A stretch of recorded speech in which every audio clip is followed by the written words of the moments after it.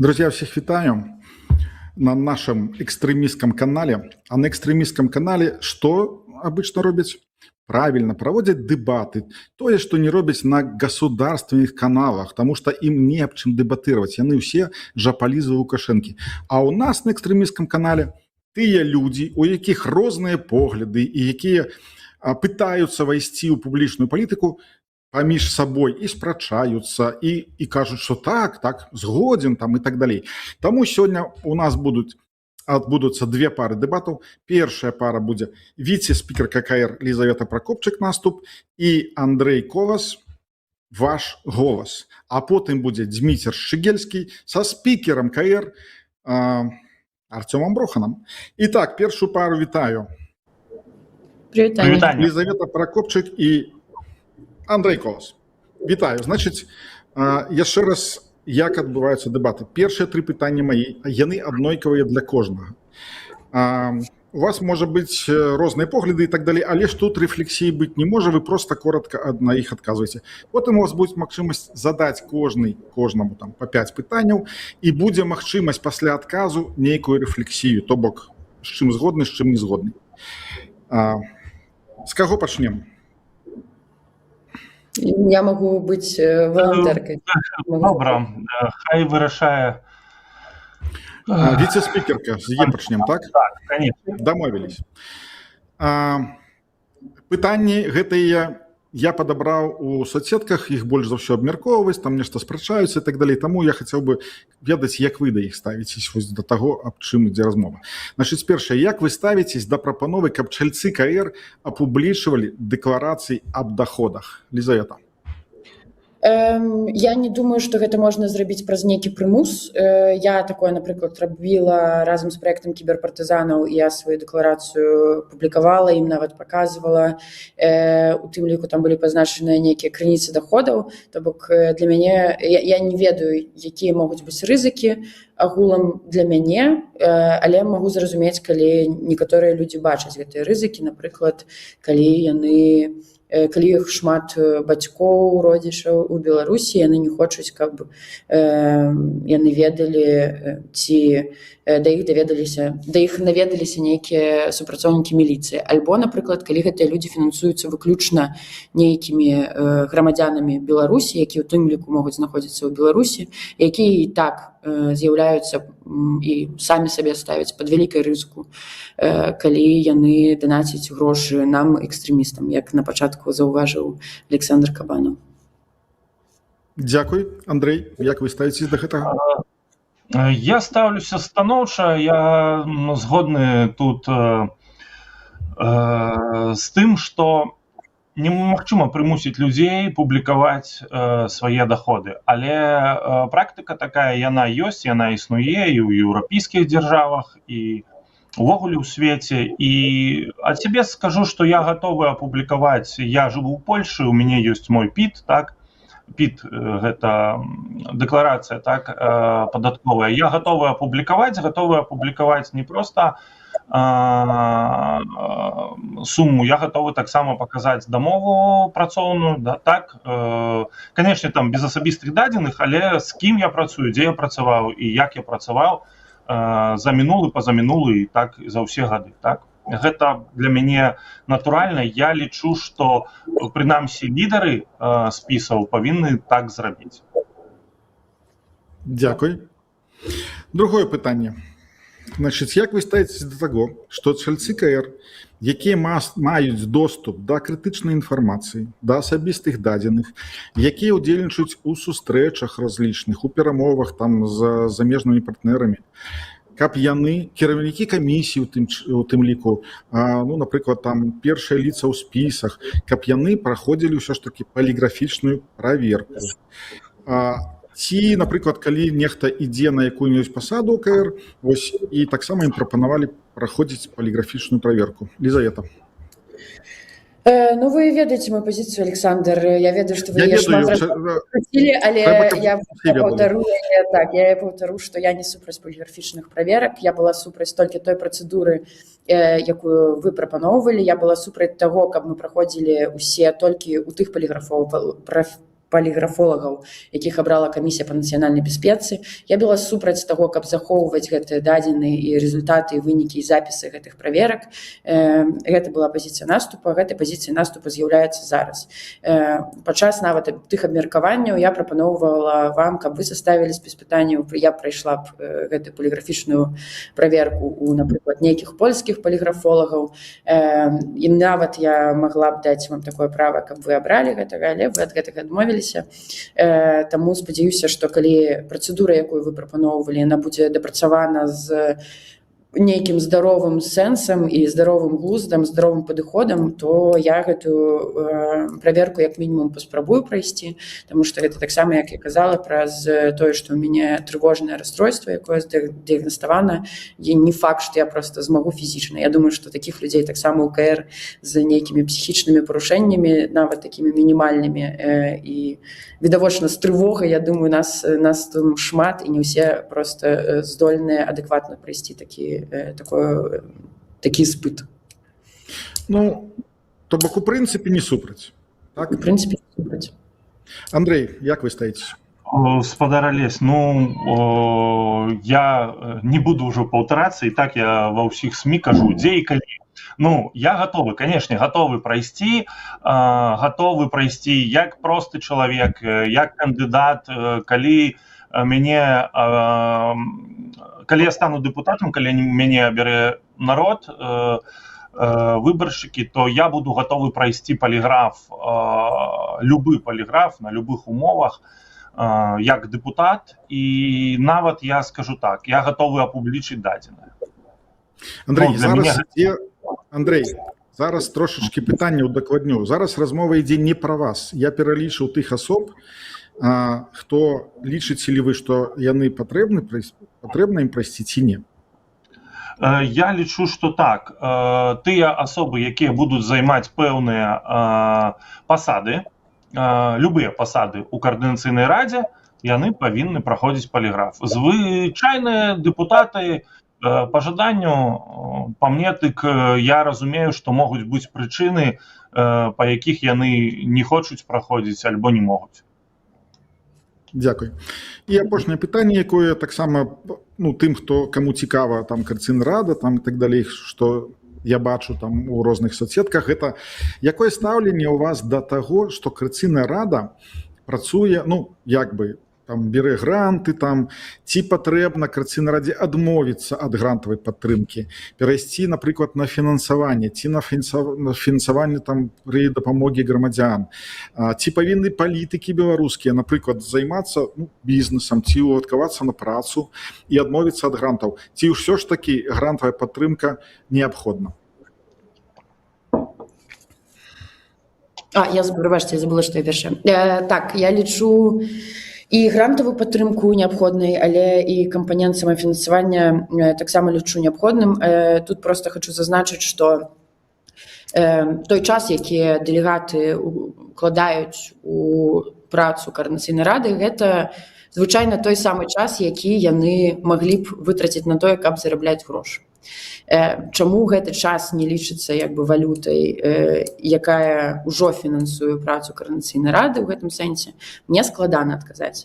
Я думаю, што мы далей пра гэта паразмаўляем яшчэ з Андрэем, пра прапановы іх спісу, пра самафінансаванне менавіта Координаційнай рады, але агулам магу сказаць, што наступ даволі доўга, як бы агулам 2 гады мінімум займаўся проста самым фінансаваннем, проста што чамусьці для нас гэта не было такой вялікай справай, як для спісу «Ваш голас» ці для блока раней. І што мы як бы агулам, калі сыходзіць з тых жа нашых каштоўнасцяў, мы не лічым, што фінансаванне грамадзянамі, простымі грамадзянамі, простымі беларусамі, якія ніяк не ўключаны ў гэтыя структуры, будзе гарантаваць незалежнасць гэтых структураў, а можа нават прывесці да большай залежнасці ад розных дзіўных людзей, якія якраз такі і захочуць паўплываць на тыя пазіцыі, якія маюць фракцыі і дэлегаты, а пакуль якраз такі мы лічым наступам, што такога ўплыву ад еўрапейскіх донараў мы не бачым альбо амаль не бачым. Дзякуй. Андрэй, ці змянілася ваша стаўленне да гэтага? Не, конечно, я выступаю с программай самафінансавання ўсіх структур. Разумею, што гэтага цяжка дамагчыся, но па мне дык трэба пачынаць з сябе, і я ўжо заяўляю яшчэ раз, што калі мой спіс абяруць выбаршчыкі, я буду прасоўваць ідэю самафінансавання каардынацыйнай рады, і мне падаецца вельмі дзіўнымі словы вось спадарыні Елізаветы. Я, прабачце, не ведаю, як вас па бацюшкі. Елізавета... У нас дэмакратыя. У нас дэмакратыя еўрапейская. Я глядзеў, там два варыянты былі, альбо Валеріевна, так? Хіба што я не памыляюся? Я Сергеевна не была ніколі Валеріевнай. Скажите, як то вас...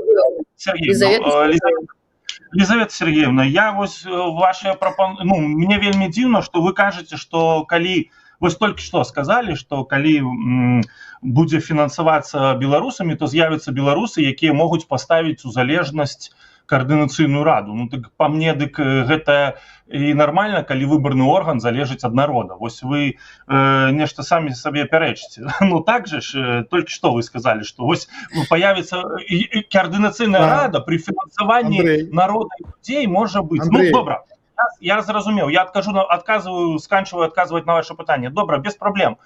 Я скажу так, я буду менавіта дамагацца самафінансавання не толькі ад сваёй фракцыі, а яшчэ і ад іншых чальцоў каардынацыйнай рады.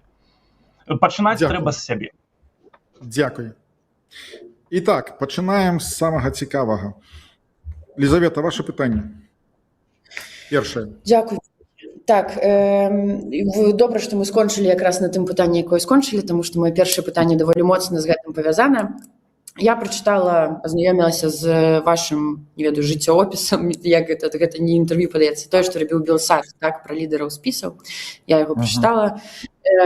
Я побачила ваш даволі добры кар'ерны шлях, так, вось вы там займаліся аграусадьбай, потым працавалі ў Балгарыі як менеджер гатэлю, але пасля 24 года не вельмі зразумела пакуль чым вы займаецеся. Мне, па-першае, хацелася б гэта даведацца, а другое, вы таксама знаходзіцеся ў зажондзе, у кіраўніцтве арганізацыі, якая называецца АІСТ, якая кіруецца, як я разумею, вамі, Александром Кныровичем і Андреем Егоровым.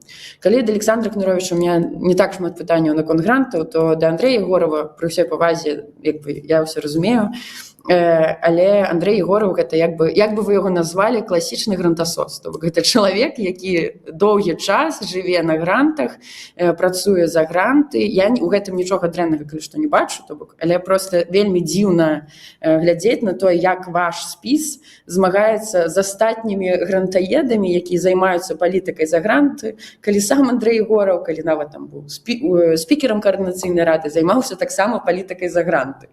І гэта просто я не магу гэта супаставіць у нейкае одну прамую лінію, так, нейкую знайсці прычыну і наступства ў гэтым. Да таго ж, я вельмі рада, што вы дэкларуеце сваю гатоўнасць, так, паказаць свой піт, паказаць сваю дамову, але чаму б вам просто не зрабіць гэта зараз, калі вы да гэтага гатовы? Дзякуй. Так, добра, тут адразу 3 пытанні прагучала, я паспрабую падзяліць. Глядзіце, я як мадэратар, я лічу, што яны просто звязаны паміж сабой, і таму я падтрымліваю, што гэта ўсё ж такі больш адно пытанне, яно просто больш такое удакладненне імее. Да, я раскажу наступнае. Значыцца, што тычыцца маёй працы, дзе я працаваў.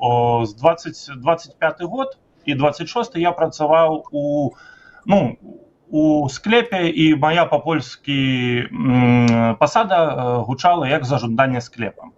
Вось. Я думаю, тут я магу прадаставіць дамову, так, ёсць, яна ў мяне ёсць, я так і працаваў па ёй. Зараз я ўзяў вялікі адпачынак, таму што я заняты выбарамі ў каардынацыйную раду, і зараз ужо некалькі месяцаў я не магу працаваць, са зразумелых прычын, так. Таму зараз мяне як бы няма працы. наступнае.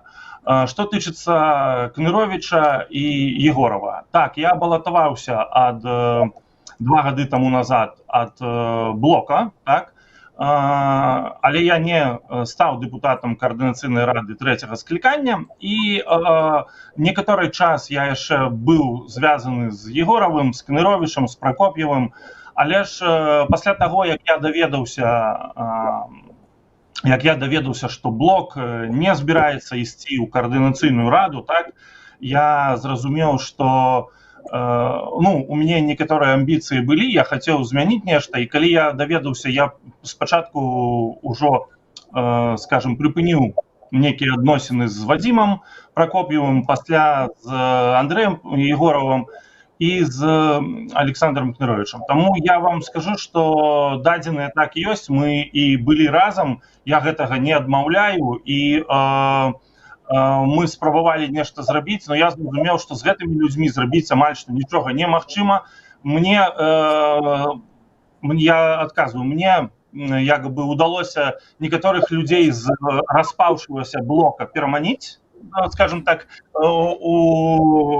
я з усімі паразмаўляў, і некаторыя людзі прыйшлі да мяне ў спіс, але ж асноўная частка не, я сабраў новую каманду, іду новую сам, без Пракоп'ева, без Егорова, без Кныровіча. Што яшчэ там было трэцяе пытанне, калі ласка, я забыў апошняе. Я вось лічна не пачуў, як вы, калі вы самі атрымліваеце там гранты розныя, вы прапануеце іншым ад іх адмовіцца. Нешта такое, я правильно? Я не атрымліваю ні аднаго гранта, калі хтосьці мне кажа, што я атрымаў, калі ласка, покажите мне, дзе я атрымаў. То есть я быў бы самым ідыётам у свеце, калі б я атрымліваў гранты і сапіў бы супраць грантаў. Покажите мне, які грант, то есть якая праграма, дзе я падаваў заявку, што вы выдумляеце насамрэч, некае глупства. Калі у вас ёсць арганізацыя альбо арганізацыя, якая мяне спансуе як грантамі, калі ласка, покажите, калі ёсць нейкія пераводы альбо што, я не атрымаў ні адной копейкі. Андрей, Лизавета вас не абвінавачвала, што вы такі там, яна наадварот сказала, што грантах нічога не бачыць дрэннага, просто спытала, наколькі я понял, што як так атрымліваецца, што вы там належыце да нейкай структуры, дзе, напрыклад, той же Андрей Егоров там і так далей, і ўсё ж такі супраць грантаў. Я ваше пытанне пачуў. Структуры, зараз я ні да якой структуры не належу, моя дзейнасць з Пракоп'евым, Егоровым спынілася на пачатку восені мінулага года. Гэта ўжо больш за паўгады, это не мае справы, яны самі там нешта вырашаюць, это не маё. Дзякуй. Атрымалі адказ. Андрей, ваша чарга. Першае пытанне. Так, я трошки тут паспрабую прарэкламаваць наступ. Я падпісаны на ваш тэлеграм-канал, і у вас в тэлеграм-канале за 19-го, за сёння з'явіўся такі пост, што, як я разумею, 3-й нумар вашага спісу Евген Караулаў, так? Ён быў у Вашынгтоне. Вельмі я рады за яго, ён тут напісана, я прачытаю просто. Я правёў працоўную сустрэчу з Лінкальном, таксама ён дзельнічаў у праграме Open World, і у Вашынгтоне у яго была сустрэча з Міраславай Гангадзе, памочніцай рэспубліканскага кангрэсмена Брайана Фіцпатрыка, і маё пытанне простае. Скажите, калі ласка, Лизавета, як дзейнасць чальцоў вашага спісу, прыватнасці Евгена Караулова, паможа мне, звычайнаму беларускаму мужчыне 44 год, тут у Польшы вырашыць мае праблемы з пенсіяй, з правамі пенсіі у сэнсе маёй мамы, са школай маёй дачкі, і як гэта паможа? Звяжыце, калі ласка, гэта. Дзякуй, канешне, вялікі за рэкламу, але я, можа, тут прарэкламую яшчэ тады і канал каардынацыйнай рады, каб вы змаглі зразумець, што гэта ўсяго лишь іронія на тое, што адбывалася у канале каардынацыйнай рады некалькі дзён запар. Гэта якраз такі высмейванне таго, што нейкія незначныя сустрэчы паказваюцца як вялікае дасягненне нейкай паездкі. Зараз Евген сапраўды знаходзіцца ў Злучаных Штатах Амерыкі, ён знаходзіцца там на адукацыйнай праграме. Ён будзе займацца працай, стажыроўкай у амерыканскіх інстытуцыях, дзе будзе пераймаць досвед. Як гэта дапаможа вам, я не ведаю, але, дзякуй Богу, у нас не адным Евгенам поўны спіс. У нас ёсць людзі, якія зараз знаходзяцца ў Польшчы, я зараз знаходзюся ў Польшчы. Не ведаю, наколькі я магу дапамагчы вам ці вашай маці з пенсіяй, з здароўем, яшчэ нечым, але дакладна магу адказаць за тое, што наступ зрабіў за папярэднія 2 гады у паляпшэнні сітуацыі з заканадаўствам аб іншаземцах. Гэта шмат якія людзі падкрэслівалі з розных спісаў, у тым ліку з каманды Блока, у тым ліку з кааліцыі «Латушкі Рух за свабоду». Падаецца, гэта тое, што аб'яднала ўсіх, што наступ взяўся за гэтую працу давёў да канца, якраз такі не маючы ніякага ресурсу, акрамя 8 чалавек і там сеткі моладзевых арганізацый, якія таксама дапамагалі нам гэтым займацца. Я лічу, што вельмі мала ёсць бескарыснай працы агулам, што ў дэмсілах, што не ў дэмсілах, асабліва, калі яна робіцца за бясплатна, асабліва, калі яна нікому не замінае. Той прыклад, які вы прывялі зараз, цікава, што вы не зразумелі іронію, мы стараемся звычайна рабіць гэта больш відавочным, будзем выпраўляць, каб гэта не гучала як сапраўдныя вынікі, але агулам я думаю, што мы тут з вами на адным баку, што мы з вами тут будзем, як бы разумею агулам вашу прэтэнзію да такіх пастоў. Дзякуй. Дзякуй, Елізавета. Добра, я спадзяюся, што не свае грошы траціў на паездку ў Вашынгтон спадар Евген. Вось, хай ездзіць за гранты, сапраўды. Я жартую. Добра, наступнае пытанне ваше, так? Так, Елізавета, пытанне. Так, дзякуй. У працяг тады у вас так даволі цікавы спіс. Мне даволі цікава было пачуць ваше такое адкрэшчванне так ад Блоку, тому што я, відаць, альбо прапусціла, альбо проста нідзе яшчэ гэтага не казалі, як і іншыя сябры былыя Блоку, пра тое, што адбыўся нейкі раскол. Таму так, гэта цікавая навіна.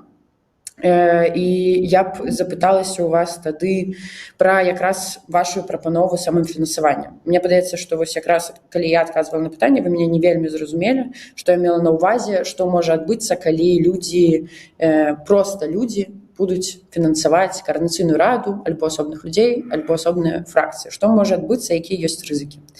Я бачу рызыку наступную. Прыкладна такія ж працэсы адбываліся, напрыклад, у расійскай апазіцыі, адбываюцца, я так разумею, па сёння, калі людзі з сумнеўнай рэпутацыяй, сумнеўным капіталам фінансуюць нібыта шчырых рэвалюцыянераў, барацьбітаў з карупцыяй і гэтак далей.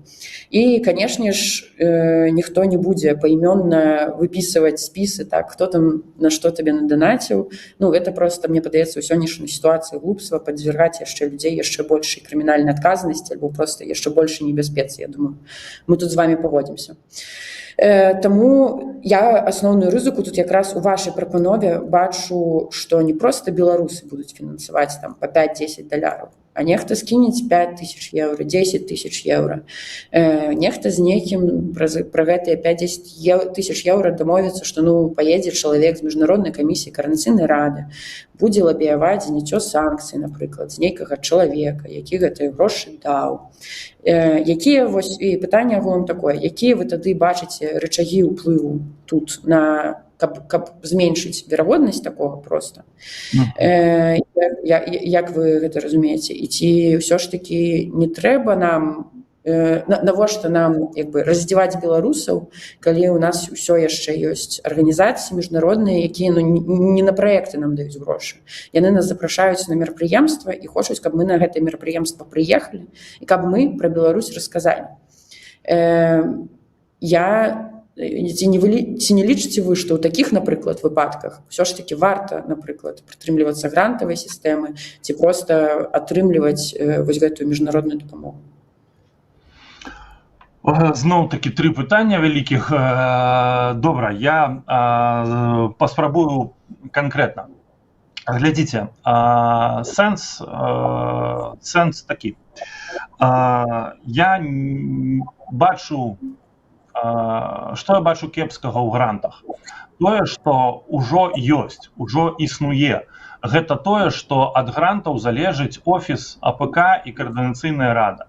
І я бачу, што гэтыя структуры не падкантрольныя беларусам, хоць і падпісваюцца беларусамі. Гэта ўжо ёсць, гэта факт, зразумейце. Вы мяне пытаецеся пра будучыню. Я адказваю пра будучыню. Для таго, каб мінімізаваць рызыкі уплыву нейкіх багатых людзей на палітыку каардынацыйнай рады, быццам бы яны фінансуюць каардынацыйную раду, і каардынацыйная рада патрэбна будзе адпрацоўваць гэтыя грошы, для гэтага ёсць інструменты. Я, Лизавета Сергеевна, думаю, што вы ведаеце, якія інструменты ў нармальных краінах існуюць для кантролю размеркавання сродкаў. Дык вось, гэта я хачу, каб гэта было пабудавана так, як гэта пабудавана ва ўсіх краінах еўразвязу. Патлумачу. Ёсць кантрольныя палаты, ёсць палаты, якія, можна стварыць палату, калі ласка, у каардынацыйнай радзе, якая будзе за гэтым сачыць. Я не прашу разгалошваць імёны людзей, але я бачу, што беларусы здольныя скідвацца сотнямі тысяч долараў. Яны здольныя нават, я калі не памыляюся, сабралі 600 000 за 2 дні. Быў такі марафон, год ці 1,5 ці 2 таму назад. І я думаю, што уж на працу каардынацыйнай рады можна заахвоціць беларусаў скінуцца. І калі беларусы ўсё ж такі не захочуць гэтага рабіць, я прапаную скідвацца самім на сваю дзейнасць. Кантроль які, калі ласка, ёсць палата, і калі мы не ведаем гэтага чалавека, мы не ведаем хто, мы не разгалошваем хто, мы размяркоўваем грошы.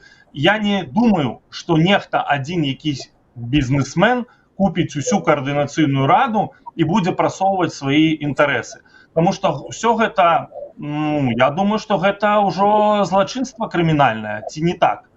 Гэта подкуп, і вы зараз кажаце, што гэта подкуп. Мы даем грошы, умоўна кажучы, такі хабар, так, за які вы будзеце яго адпрацоўваць і здымаць з нас, напрыклад, там якія-небудзь санкцыі. Я так зразумеў, типа Машэнскага. Давайте, калі каардынацыйная рада будзе недзе зарэгістравана, напрыклад, у Польшы, значыць, будзем карыстацца заканадаўствам крымінальным Польшы і глядзець на гэта. Папросту ёсць механізмы. Як звычайныя механізмы, як кантралююцца ў звычайных выбарных органаў іншых дзяржаў. Всё. Рэфлексія? Дзякуй вялікі. Мне падаецца, што гаспадар Андрэй Колас жыве ў нейкім свеце, дзе ён сапраўды думае, што ў нас ёсць нейкая дзяржава, у нас ёсць нейкія спецслужбы, якія могуць гэта ўсё кантраляваць. Я вам могу дакладна сказаць, што інструменты, якія вы назвалі, так, інструменты там дзяржаўнага кантролю над фінансавымі нейкімі вялікімі маніпуляцыямі, яны якраз такі толькі вялікіх маніпуляцый і кранаюцца. У нас пакуль вялікімі грашыма і не пахне, каб намі зацікавілася Польша ці нехта яшчэ. Па-другое, для фінансавання, нават калі вы хочаце, каб у КР існавала такая структура, вам патрэбныя грошы, каб гэтую структуру фінансаваць добра, каб потым гэтая структура не брала хабары на тое, каб скрываць нейкія сляды і гэтак далей. Я разумею всю добрую інтэнцыю, всю абсалютна добрую інтэнцыю на тое, каб зрабіць як мага лепш. Але я не ведаю, наколькі у Андрэя ёсць досвед, можа, ён пазней раскажа, пра кіраванне менавіта па-за дзяржаўнымі арганізацыямі, агулам выбудоўвання, можна назваць бізнес-мадэлі, так, проста функцыянавання з грашыма гэтых арганізацый. Мне падаецца, што і я рабіла такія арганізацыі, якія выключна фінансаваліся на самафінансаванне, якія таксама складаліся 100-200 чалавек у пэўны час. І гэта складана гэтыя грошы збіраць, складана кожны раз тлумачыць, чаму вам патрэбна быць сябрам гэтай арганізацыі, чаму вам агулам патрэбна падтрымаць гэтую арганізацыю. Елизавета, рэфлексія на яго адказ. Просто рефлексия. Мы зараз не поглубляемся туды далёка. Все, добре, ёсць, так? Андрей, пытанне. Другое. Добра, я зноў-такі працягну рэкламаваць ваш тэлеграм-канал. Вось, сёння з'явіўся допіс у вас в тэлеграм-канале, што ваша фракцыя «Наступ» нарэшце схадзіла на Табарова 33, так? Гэта Табарова 33, я нагадаю нашим гледачам, что гэта ужон судоземцев, по-русски это что-то вроде управы иностранцев, то место, где рассматривают международную защиту. Я хочу сказать наступное. Вось я вельмі рады, что фракция «Наступ» упершыню за амаль 2 гады дзейнасці у каардынацыйнай радзе нарэшце схадзілі на Табарова 33. У мяне пытанне простае. Калі я сюды прыязджаў, мне ўсё хутка атрымалася з дазволамі. Вось дзе былі прадстаўнікі фракцыі «Наступ» і чаму яны не вырашалі пытанне мяне як главы сям'і, як мужчыны, як палітычнага мігранта? Чаму яны не схадзілі 1,5 гады таму, а я зараз ужо 1,5 гады чакаю рашэнне, дэцызію на міжнародную абарону, і чаму гэтымі справамі «Наступ» пачаў займацца толькі вось прыйшоў на Табарова 33 толькі перад выбарамі, а раней вось чаму не вырашылі, чаму праблем у эмігрантаў стала больш, і што рабіў вось «Наступ»? Канкрэтна я эмігрант, у мяне сям'я. Добра? Дзякуй вялікі за пытанне. Я вас яшчэ раз прапаную прачытаць тое, што там напісана. Па-першае, гэта акцыя адбылася ў чацвер, а не сёння. Па-другое, гэтая акцыя была не для размовы з тымі, хто працуе ва ўжондзе, а з людзьмі, якія ў гэты ўжонд звяртаюцца. Не ведаю, як часта вы з такімі людзьмі якраз пасля таго, як яны выходзяць з ўжонда, агулам размаўляеце. Мне падаецца, што «Наступ» першыя, хто гэта зрабілі агулам. І калі вы просто береце на сабе столькі адказнасці, што вы галава сям'і і палітычны эмігрант, то чаму нехта іншы за вас мусіць несці адказнасць пра атрыманне дакументаў? Я просто не ўпэўненая, што ў мяне агулам больш магчымасцяў тут, чым у вас было, ёсць, улічваючы, што у вас быў час пабудаваць кар'еру ў Беларусі, зарабіць грошаў, завесці сям'ю, радавацца жыццю штодня з гэтай сям'ёй. Андрэй, калі ласка, калі вы размаўляеце ў такім прэтэнзійным голасе, тоне са мной, думаеце пра тое, што у мяне не было часу на тое, каб зрабіць кар'еру, у мяне не было часу на тое, каб зарабіць грошы, у мяне не было часу і няма часу па сёння на тое, каб нават задумацца пра тое, каб зрабіць сям'ю. Што рабіў «Наступ»? «Наступ» апошнія 2 гады былі адзінай фракцыяй, якая працавала з адным самым галоўным інструментам. Елизавета. Там было пытанне, што мы зрабілі, там было пытанне якраз, што мы зрабілі. Я магу расказаць менавіта пра гэта. «Наступ» працаваў з заканадаўствам аб іншаземцах. Вы можете прачытаць канал вышэй, я магу вам спасылку скінуць, калі што. Калі пачаліся змены ў гэтым заканадаўстве, якое якраз пачалося ў 24 годзе пасля абрання каардынацыйнай рады, як менавіта «Наступ» прыняў заяву, як менавіта «Наступ» дзёўб офіс і АПК пра тое, што трэба рабіць, каму трэба схадзіць і як трэба рабіць. Калі мы зразумелі, што офіс і АПК, яны ходзяць, яны, можа, нават нешта кажуць, але ўсё гэта скончваецца тым, што яны робяць допіс на іх канале пра тое, што ўсё будзе добра, а потым наступны тыдзень адбываецца, і мы разумеем, што стала горш, і трэба працаваць далей. Мы, канешне, мы спыніліся і мы ўзялі працу на сабе. Так мы збольшага сканцэнтраваліся на студэнтах, мы зрабілі так, каб для студэнтаў студэнтаў з Беларусі менавіта. Мы пралабівалі менавіта гэта, каб для студэнтаў з Беларусі працэдура настрыфікацыі дакументаў і паступлення ў універсітэты была прасцей. Мне цікава, што за 2 гады зрабілі вы. Дзякую. Ну, гэта будзе потым пытанне. Зараз рэфлексія Андрэя на адказ. Я рефлексирую так. Лизавета Сергеевна, я не ведаю, колькі вам год і не буду пытацца. Вось, я разумею, што вы маладзейшы за мяне. Вось, што я зрабіў у Беларусі, я вам магу, я думаю, тут мадэратар просто нам не дазволіць расказваць гэта ўсё. Вы мне задаеце пытанне. Вось, я раскажу так. Зараз рефлексія на адказ. Да, рефлексія на адказ. Што тычыцца таго, што зрабіў наступ. І вы мяне пытаецеся, а што за 2 гады зрабіў я? Ну, дык я за 2 гады і не ўдзельнічаў, і не быў віцэ-спікерам каардынацыйнай рады.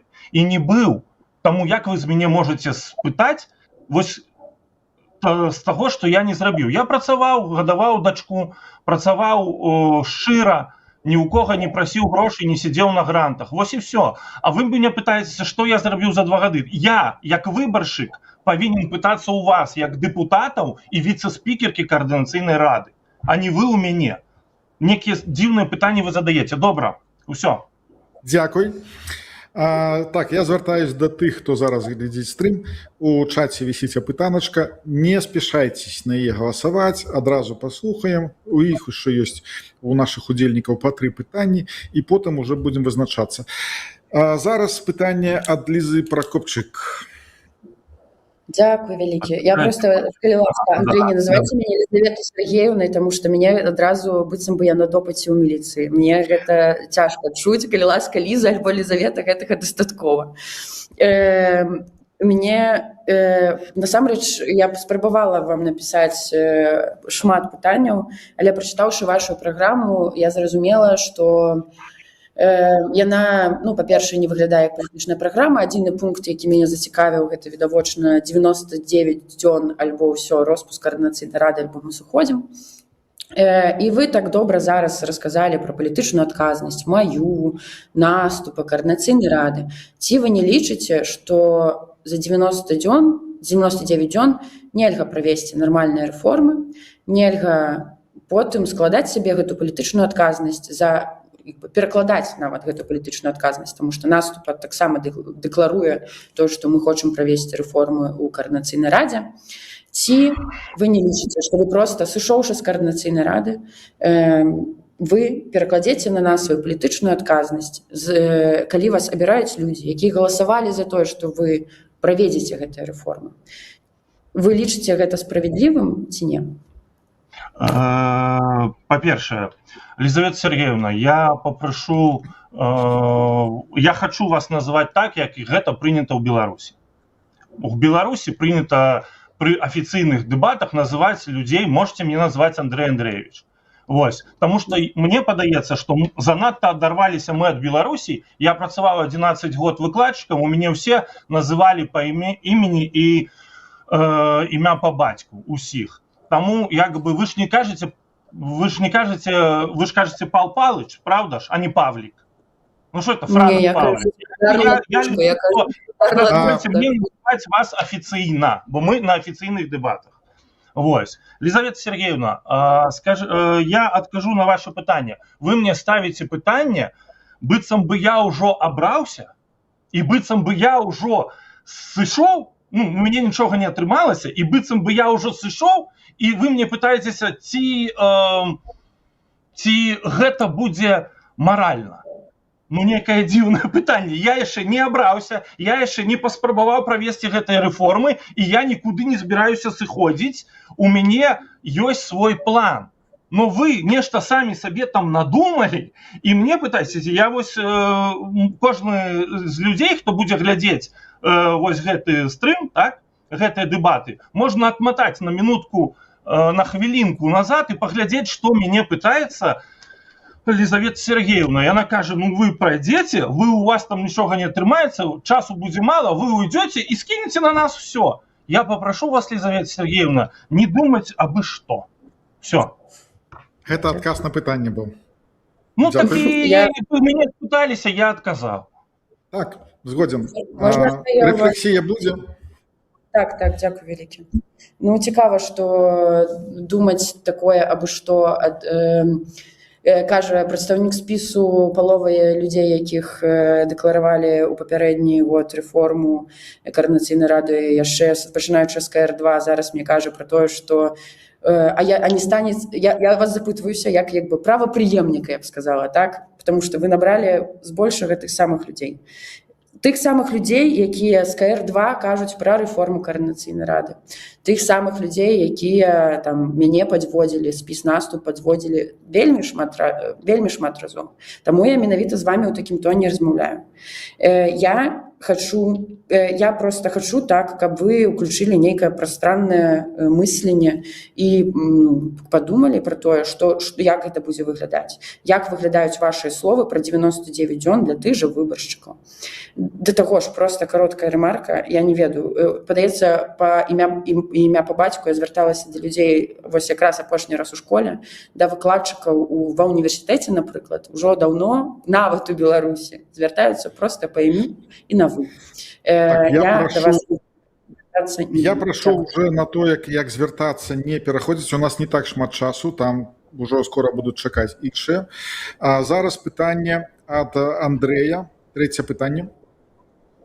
Лизавета Сергеевна, я часто стал заходить, цікавиться деятельностью Координаційної ради 3. Одразу хочу сказать, что я не правопреемник.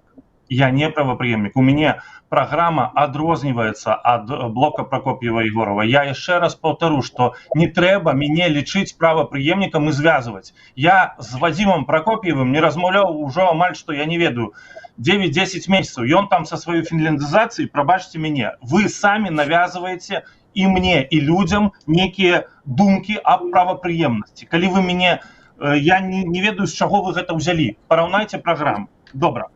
Значится, про дзейнасць наступу і про такого чалавека, як Краўцоў з вашага спіса, які з'яўляецца чалавекам, як я разумею, які сакратар і які адказны за дзейнасць Координаційнай рады у СМИ.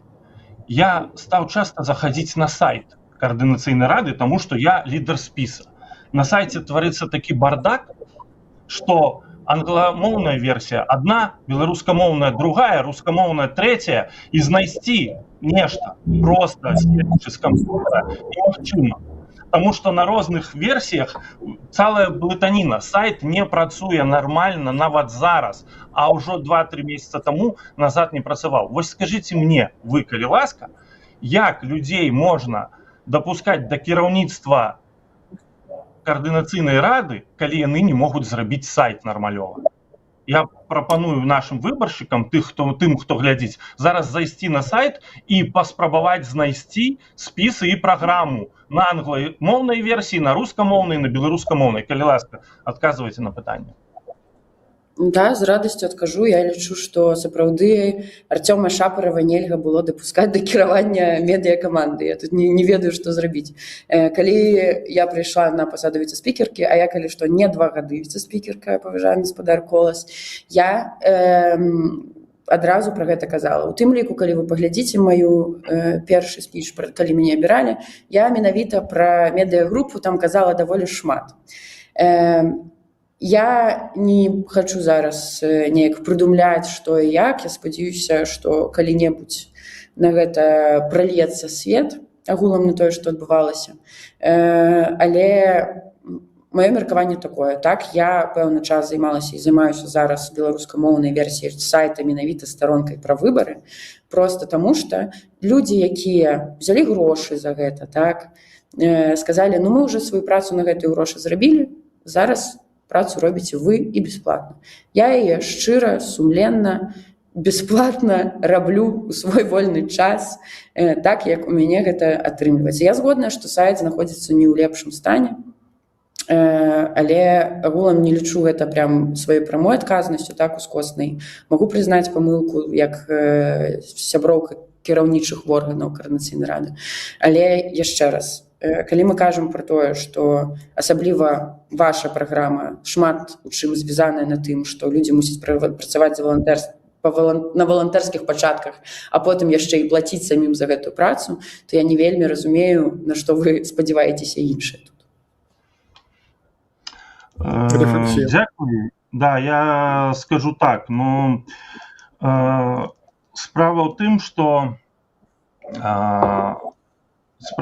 што мне падаецца, што зрабіць, ну, прынамсі, працу нармальнага сайта, гэта не такая вялікая праблема. Добра, дзякую за адказ. Я так разумею, я задаю пытанне, так? Нет, зараз вы только что задавали пытанне, Андрей, наконт сайта. Зараз Лизавета задае пытанне. 4-е пытанне. У мяне вось якраз так доўга гаспадар Колас чакаў кароткага пытання. У мяне кароткае пытанне.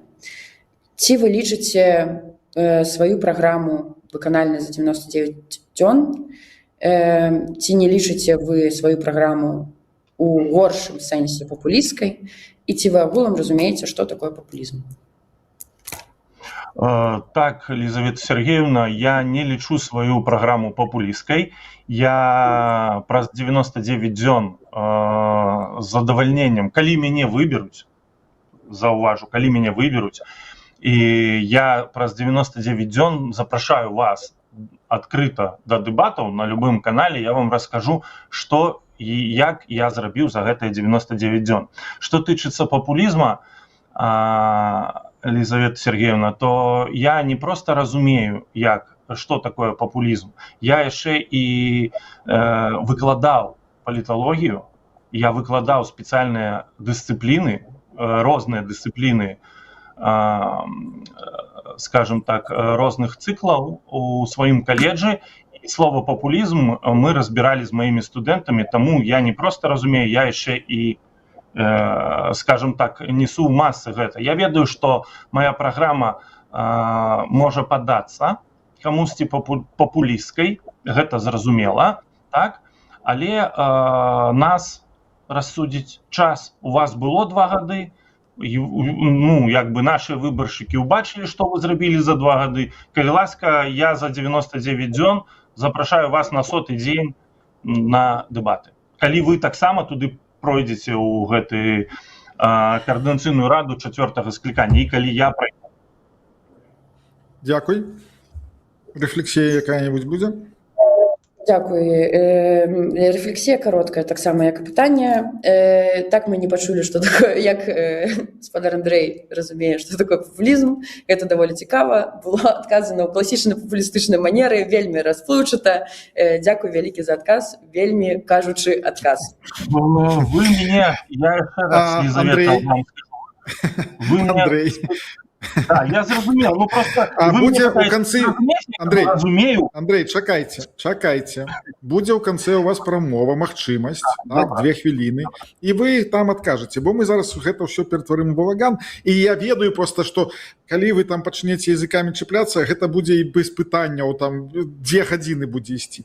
Гэта, ну, я просто вельмі добра ведаю, але ж я хачу таксама і гледачам звярнуцца, і к вам у тым чале, што калі адбудуцца выбары і так далей, то у меня ўжо ёсць думкі, каб праз нейкі час, там, ну, напрыклад, раз там у 3 месяцы ці яшчэ нешта запрашаць да сябе і рабіць такія ж самыя дэбаты, а каб мы абмяркоўвалі, чым займаецца Коордынацыйная рада, хто там, што там і так далей. Ну, гэта яшчэ наперадзе, таму зараз не пра гэта. Андрей, ваше пытанне.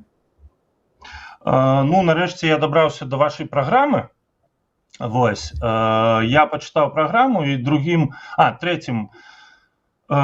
трэцім пунктам вашай праграмы ідзе дыялог з рэжымам.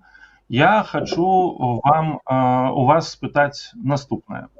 Скажыце, калі ласка, Лизавета Сергеевна, ці лічыце вы, што калі-небудзь нехта з прадстаўнікоў беларускай эміграцыі, офіс, кабінет, Координаційна рада сядзе за стол з Александром Григоровичем Лукашенко. Ці калі вы лічыце, што гэты час прыйдзе, скажыце мне, калі ласка, калі, на якіх умовах мы сядзем і што мы там будзем, ну, не мы, а вы, што ваш наступ, вы же хочаце, вы ж в праграме кажаце, надо вось дыалог, а дыалог, як я разумею, гэта за один стол сесці. Што вы там будете Лукашенку казаць? Калі ласка, скажите мне, что вы будете, ну, ваша позиция диалогу з Лукашенко? Цікавае пытанне, толькі можна ўдакладніць, ці лічу я гэта рэалістычным агулам, так, такі дыялог? Так, і калі гэта рэалістычным будзе, то што вы будете яму казаць? Так, агулам я лічу рэалістычны дыялог як з'яву я лічу вельмі моцна. Не ўпэўненая, што тыя людзі, якіх вы пералічылі, здольныя прымаць у такіх перамовах нейкі ўдзел. Не праз тое, што яны некампетэнтныя ці нешта такое. Відавочна, што для правядзення такіх перамоваў мусіць быць якраз найменш зараджаны на негатыў людзі, так? У нас ёсць пэўнае адтаржэнне ад людзей, якія працуюць у сістэме.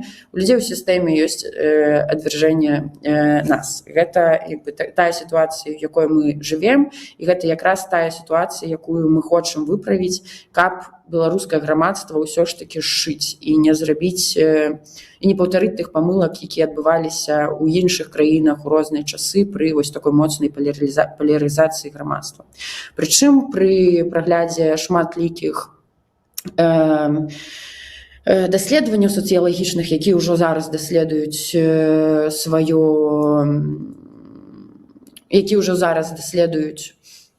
стаўленне людзей да дыялога, мы бачым, што людзі унутры сістэмы і агулам проста прасістэмных, дзяржаўных, пралукашэнкаўскіх, як заўгодна так сказаць, пралукашэнкаўскіх поглядаў, яны зараз больш добра ставяцца, напрыклад, да ідэі дыялогу, чым мы і нашыя паплечнікі. Мне гэта сітуацыя, я разумею, чаму такая сітуацыя адбываецца. Відавочна, што шмат людзей пастраждала пасля 2020 года дзеяння ў рэжыма, але я не прапаную усім гэтым людзям выбачыць каго-то, прабачыць, забыць, перагарнуць старонку, як заўгодна яшчэ. Я прапаную нам захаваць грамадства, якое зараз крок за крокам разбураецца. Калі гэта адбудзецца, гэта цяжкае пытанне. Я была вось на трэнінгу за, відаць, гранты, не ведаю, мне дарогу не аплочвалі, але і за сам трэнінг я таксама не плаціла. Таму, напэўна, за грант нейкі зроблены, і гэты трэнінг якраз быў зроблены чалавекам, які ладзіць зараз, напрыклад, круглы стол у Іране, круглы стол ён наладзіў у Іспаніі. Ну, карацей, ён якраз такі працуе з гэтымі ўсімі сістэмамі, і больш за ўсё мяне зацікавіла тое, колькі гадоў сышло на тое, каб да такога дыялогу просто там аб агендзе, так, таго, што будзе абмяркоўвацца, дамовіцца. На гэта патрэбна мінімум год. Мінімум год патрэбна толькі дамаўляцца пра тое, в якім складзе, хто, пра што, дзе, як будзе размаўляць. Відавочна, што гэта не хуткі працэс, але гэтым працэсам зараз не займаецца абсалютна ніхто. Таму наступ лічыць галоўнай каштоўнасцю гэта свабоду, галоўным рэсурсам беларускага руху людзей, і мы, кіруючыся двумя гэтымі каштоўнасцямі, хочам спасці беларускае грамадства і будзем працаваць у гэтым кірунку. Калі нас нехта запросіць на арганізацыю такіх перамоваў, у тым ліку, мы ад гэтага не адмовімся. Што мы скажам Лукашэнку? Я не думаю, што гэтыя перамовы будуць з Лукашэнкам. Дзякуй. Рэфлексія, Андрэй? Дзякуй за адказ. Я таксама разумею, што перамовы будуць не з Лукашэнкам, але ў праграме напісана, што перамовы будуць з рэжымам. Ну, добра, калі Лукашенко сыдзе, а рэжым застанецца, хай так. Тут напісана, я кажу, як напісана у вас в праграме. Добра. Нешта вы так закруцілі моцна то з Лукашэнкам, то не з Лукашэнкам. Ну, добра. Дзякуй за адказ, я чакаю вашага пытання. Так, апошняе пытанне. Дзякую. Падаецца, апошняе пытанне самае несур'ёзнае, але мне сапраўды вельмі цікава, і калі шчыра прадстаўнікам нашага спіса, таму што мы калісьці называліся моладзевым наступам, нам цікава. У вас у спісе пад нумерам 5, падаецца, ідзе такі чалавек, як Олег Добрыдню. Ён даволі актыўны ў сацыяльных медыях, яго заўважылі некаторыя блогеры, ён схадзіў да іх такія інтэрв'ю.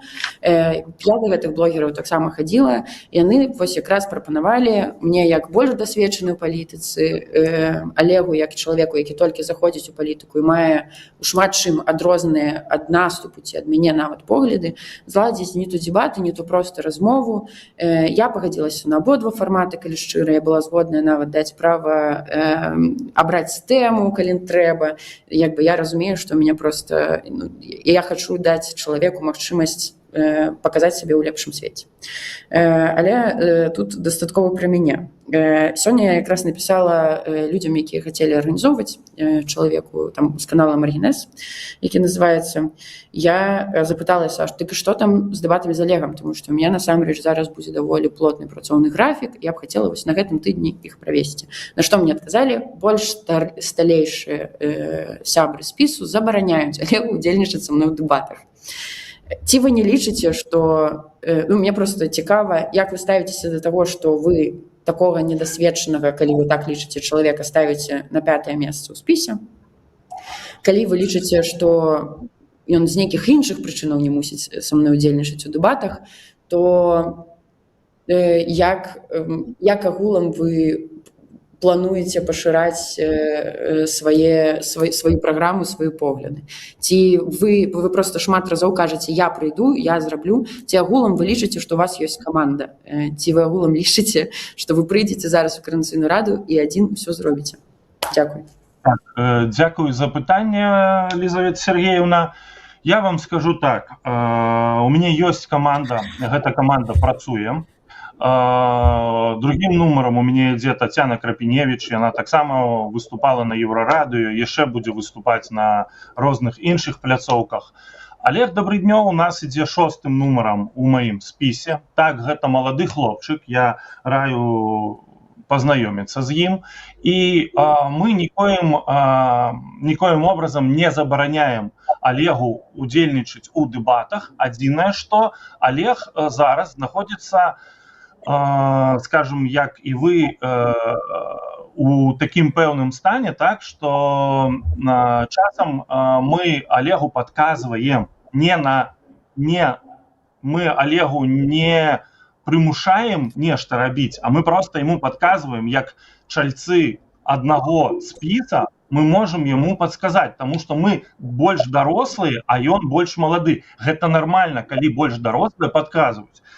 Так, і таму я не бачу тут нічога пастыднага, што чалавек, напрыклад, у вашым спісе больш дасведчаны падкажа вам, як больш маладой асобе, нешта рабіць альбо не рабіць. Я прапаную такім чынам, добра, давайте зробім дэбаты, калі Олег пагадзіцца, я не супраць, зрабіце дэбаты з Олегам, вызначыцца час, калі ласка. Я гэтага не супраць. Я не забараняў, я просто сказаў, што Олег, зараз ты ў такім стане, што ты не можаш. У вас таксама ёсць розныя праблемы, і Олег зараз яму трэба пасля таго, як ён прасядзеў на малалетке, а ён прасядзеў 3,5 гады, і ў яго досвед такі, ён прасядзеў на зоне, ён зараз займаецца з псіхолагам, і у яго такі стан, што мы яму параілі просто, каб ён, скажем так, не выходзіў на дэбаты просто так, але добра, я з ім паразмаўляю, калі ён палічыць, яго псіхолог, што вось будзе такі у яго нармальны стан, калі ласка, я не супраць дэбаты, я з задавальненнем буду глядзець і назіраць гэтыя дэбаты з Олегом. Але я лічу, што тое, што мы параілі і размаўляем у камандзе, гэта першы прызнак таго, што ў мяне ёсць каманда. Таму што мы размаўляем і мы працуем. Вы мяне спыталіся, ці ёсць каманда? Так, менавіта ёсць, штодня мы працуем. Дзякуй. Андрэй, ваше апошняе пытанне, і потым я агучу. Хутка, 10 словаў, літаральна. Я просто хочу сказаць пра тое, што дзякую, добра, я таксама ўсё яшчэ згодна на дэбаты з Олегам, і што відавочна я не збіралася размаўляць з ім так жорстка, як я размаўляла б з вами, напрыклад, але я б хацела б вам яшчэ і зрабіць заўвагу таксама пра тое, што вось гэтае патэрналісцкае стаўленне якраз і не дае моладзі развівацца, і я разумею, што вы дзейнічаеце, напэўна, з вашага разумення, з нейкіх лепшых памкненняў, але знешне гэта выглядае, як быццам бы вы хаваеце нейкую праблему. Я не лічу, што Олег праблема, я лічу, што Олег добры хлопец, які прыйшоў цяжкі шлях. Дзякуй. Андрэй, апошняе пытанне, і потым мне напісалі, я павінен агучыць, гэта будзе больш пытанне да Лізаветы Пракопчык, каб удакладніць там адзін нюанс. Прашу, Андрэй. Калі Лізавета Сергеевна сказала, што апошняе пытанне несур'ёзнае, то я вось з тых пытанняў, якія ў мяне засталіся 3, я задам самае несур'ёзнае, весёлае, пра музыку і танцы. 2 гадзіны таму да эфіра прыблізна я пачаў рыхтавацца да эфіра, думаю, прагляджу тут все, прачытаў соцсеткі і рыхтаваўся да эфіра, і ў мяне чытаў такі чат, агульнадаступны чат рэфарматараў і рэфарматара. І выпадкова ўключыў відэа, дзе вось вы, Лізавета, там ёсць на відэа, і пачаў праглядаць гэта відэа, і тут да мяне зайшла моя дачка, вось, Ева, яна вучыцца вось тут у школе, яна маленькая яшчэ, і пыталася ў мяне: папа, а што это за тётенька, і чаму она паказвае ў камеру факі? Ну, тут відэа такое 8-хвіліннае, калі ласка, я магу паказаць, дзе Лізавета вось... Пачакайце. Вось яна паказала факт, ой, прабачце мяне, і я сказаў, ну, ведаеш, розныя людзі ёсць, розныя тётенькі, вот эта тётенька у нас такая дачушечка, у нас эта тётенька наша прадставительница, віце-спікер координацыйнай рады, і я ей сказаў, я задам гэтае пытанне ёй, а ты паглядзіш. Таму, калі ласка, Лізавета, адкажыце маёй дачцэ, а мы пасля з ёй праглядзім і вашыя факі, і праглядзім ваш адказ. Вось каму вы гэта паказалі? Мне ў адкрытасці, каму? Альбо мне, а альбо ўсім, і навошта вы гэта зрабілі? Як прадстаўніца ўсё ж такі займаеце пасаду віцэ-спікеркі координацыйнай рады. Калі ласка, яе завуць Ева, можете да яе звяртацца, мы паглядзім. Паважаная Ева, прабач, калі ласка, што ты гэта пабачыла, відавочна, што гэта не было накіравана да цябе. Гэта чаты, якім дарослыя людзі абмяркоўваюць часам сур'ёзныя, часам несур'ёзныя тэмы. В той момант ніякіх сур'ёзных тэмаў не абмяркоўвалася. Гэты жэст быў накіраваны, калі паслухаць з гукам гэтую песню, але, калі ласка, Андрэй, не рабіце гэтага, таму што там песня таксама не прадназначана для дзіцячых вушэй. Гэта ілюстрацыя таго, што адбываецца ў песні. Я адказала, падаецца, спадзяюся, вы зараз, Андрэй, таксама раскажаце, навошта вы паказалі факу камеру, тому што я разумею, што гэта была ілюстрацыя, але просто калі вы хочаце да такіх дзеянняў дакалупацца, то я буду таксама на вашых дакалупацца. Я ж не дакалупаюсь. Андрей, пробачце, давайте рефлексію, потому что мне написали, я упэўнены, што мне патрэбна гэта. Адзіная праблема, што гэта агульнадаступны чат. Не там, дзе дарослыя дзядзенькі і цётенькі, а там, дзе могуць далучыцца нават мае дзеці. Вось вы думаеце пра гэта, калі ласка. Все, я зрефлексировал. Вы гэта выклалі, то так, але ж я паказаў я факт тое, што паказалі вы, просто, можа, і так з камеры не было видно. Добра, дзякую. Дзякуй. Значыць, пакуль людзі скончваюць галасаванне, Лізавета, вось мне напісалі з медыагрупы КР аб тым, што год таму забралі доступы да сайта, і сайтам непасрэдна займались, я не ведаю, там нехта з маладзёвага наступа, не напісалі хто, напэўна. То бок больш за год людзі, вы там казалі пра Арцёма Шапарова, але ж не пішуць, што ён не маў ніякага дачынення да сайта зусім. Я не ведаю, таму што я не працаваў ні ў медыагрупе, ні ў секретарыяце, то бок я хацеў бы вось тут ўсё ж больш, таму што вы сказалі, што хто-то займаўся, хто-то не займаўся, і што за сайт ніколі грошай там яшчэ пішуць, што ніякіх грошай ніхто не атрымоўваў, каб працаваць на сайце. Ну, відавочна, што атрымоўвалі. Я просто, мне падаецца, што гэта рода будзе парушаць, калі я скажу, так? Але можна зрабіць, я думаю, усім жадаючым запыт у бюджэтную камісію Коордынацыйнай рады, якая існуе, пабачыць той бюджэт, які быў зацверджаны, што там ёсць строка веб-сайт контент-менеджер, і там напісана таксама, хто атрымаў грошы і колькі грошаў атрымаў. З год таму сапраўды прыйшлося перайсці з версіі сайта, якая была ў 24 годзе, на версію, якая была дагэтуль, праз тое, што у нас знікла Анжеліка Мельнікова, і у нас просто не было грошай на тое, каб трымаць тую інфраструктуру, так, там на нейкім канструктары была зроблена, не было грошаў, каб трымаць тую структуру, на якую якраз і патрэбны грошы. Дзякуй, Лізавета. Я думаю, глядзіце, я лічу, што калі ёсць розныя бачання на гэтую вось тое, аб чым кажуць, я лічу, калі гэта патрэбна падымаць, і хто лічыць, што гэта патрэбна падымаць, то мы можам зрабіць яшчэ адны дэбаты, дзе абмеркаваць таксама і гэтае пытанне там і так далей. Дзякуй, я зараз прашу апытанку, каб яе агучыць, і мы будзем пераходзіць к іншым гасцям, к наступным нашим гасцям. Што у нас там з запытанкай?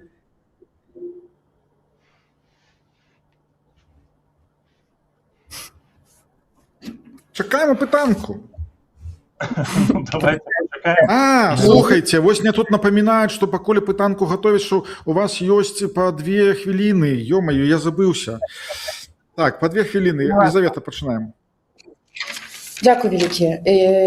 Я, калі шчыра, трошкі здзіўленая сапраўды ходам сённяшніх дэбатаў, але нягледзячы на гэта, я лічу, што ў нас са спісам ваш голас больш падобнага, ніж рознага. І хацелася б тады, калі ўсё ж такі спіс ваш голас пройдзе ў Коордынацыйную раду, каб наша супраца не была такой супрацай, як з блокам, альбо з раней называліся беларусы, я не памятаю, фракцыі Андрэя Егорова ў Коордынацыйнай радзе другого склікання, дзе ніводная дамоўленасць ні паміж намі, якая паміж фракцыямі адбывалася, у пэўны момант яна адвальвалася, развальвалася, з ёй адбывалася ўсё, што заўгодна. Я тут хачу звярнуцца зараз да тых людзей, якія лічаць, што Коордынацыйная рада – гэта бессэнсоўны орган, альбо што у Коордынацыйную раду не трэба галасаваць. Коордынацыйную раду, я разумею, што ў сённяшнім выглядзе можа і не так уж зразумела, навошта яна патрэбная, але Коордынацыйная рада можа стаць добрым органам для ўплыву на тое, як жывуць беларусы ў Беларусі і як жывуць беларусы ў замежжы. Наша агульная мэта ўсё ж такі зрабіць не жыццё беларусаў у Польшчы, Літве ці дзе і нідзе лепш. Наша агульная мэта павярнуць беларусам Беларусь. Калі вы не прыйдзеце галасаваць у Коордынацыйную раду, пройдуць тыя людзі, хутчэй за ўсё, якіх вы не хацелі б бачыць у Коордынацыйнай радзе. І ваше меркаванне голам не будзе ўлічанае. А мне б вельмі хацелася, щоб ўсё ж такі хоць бы вось гэтай невялікай групы тых людзей, якія яшчэ трымаюцца за ідэю вяртання Беларусі беларусам, у гэтым галасаванні прынялі ўдзел і іхняе меркаванне было ўлічанае. Дзякуй і спадзяюся, што вы прагаласуеце за наступ, таму што, як вы сёння пабачылі, толькі наступ мае сэнс. Дзякуй. Андрей? Дзякуй, Елизавета, за дэбаты. Мне вельмі было прыемна і цікава. Што тычыцца таго, якія дамоўленасці былі у вас з блокам Прокоп'ева-Егорова, я нагадаю, я не быў дэпутатам, я не ведаю нічога ні пра якія дамоўленасці, і я не быў ні ў якіх чатах і гэтак далей, я не сачыў за гэтым працэсам. Чаму вы мяне зноў пачынаеце нейкім чынам звязваць. Я увогуле не з гэтымі людзьмі уже давно не меў зносін. Што тычыцца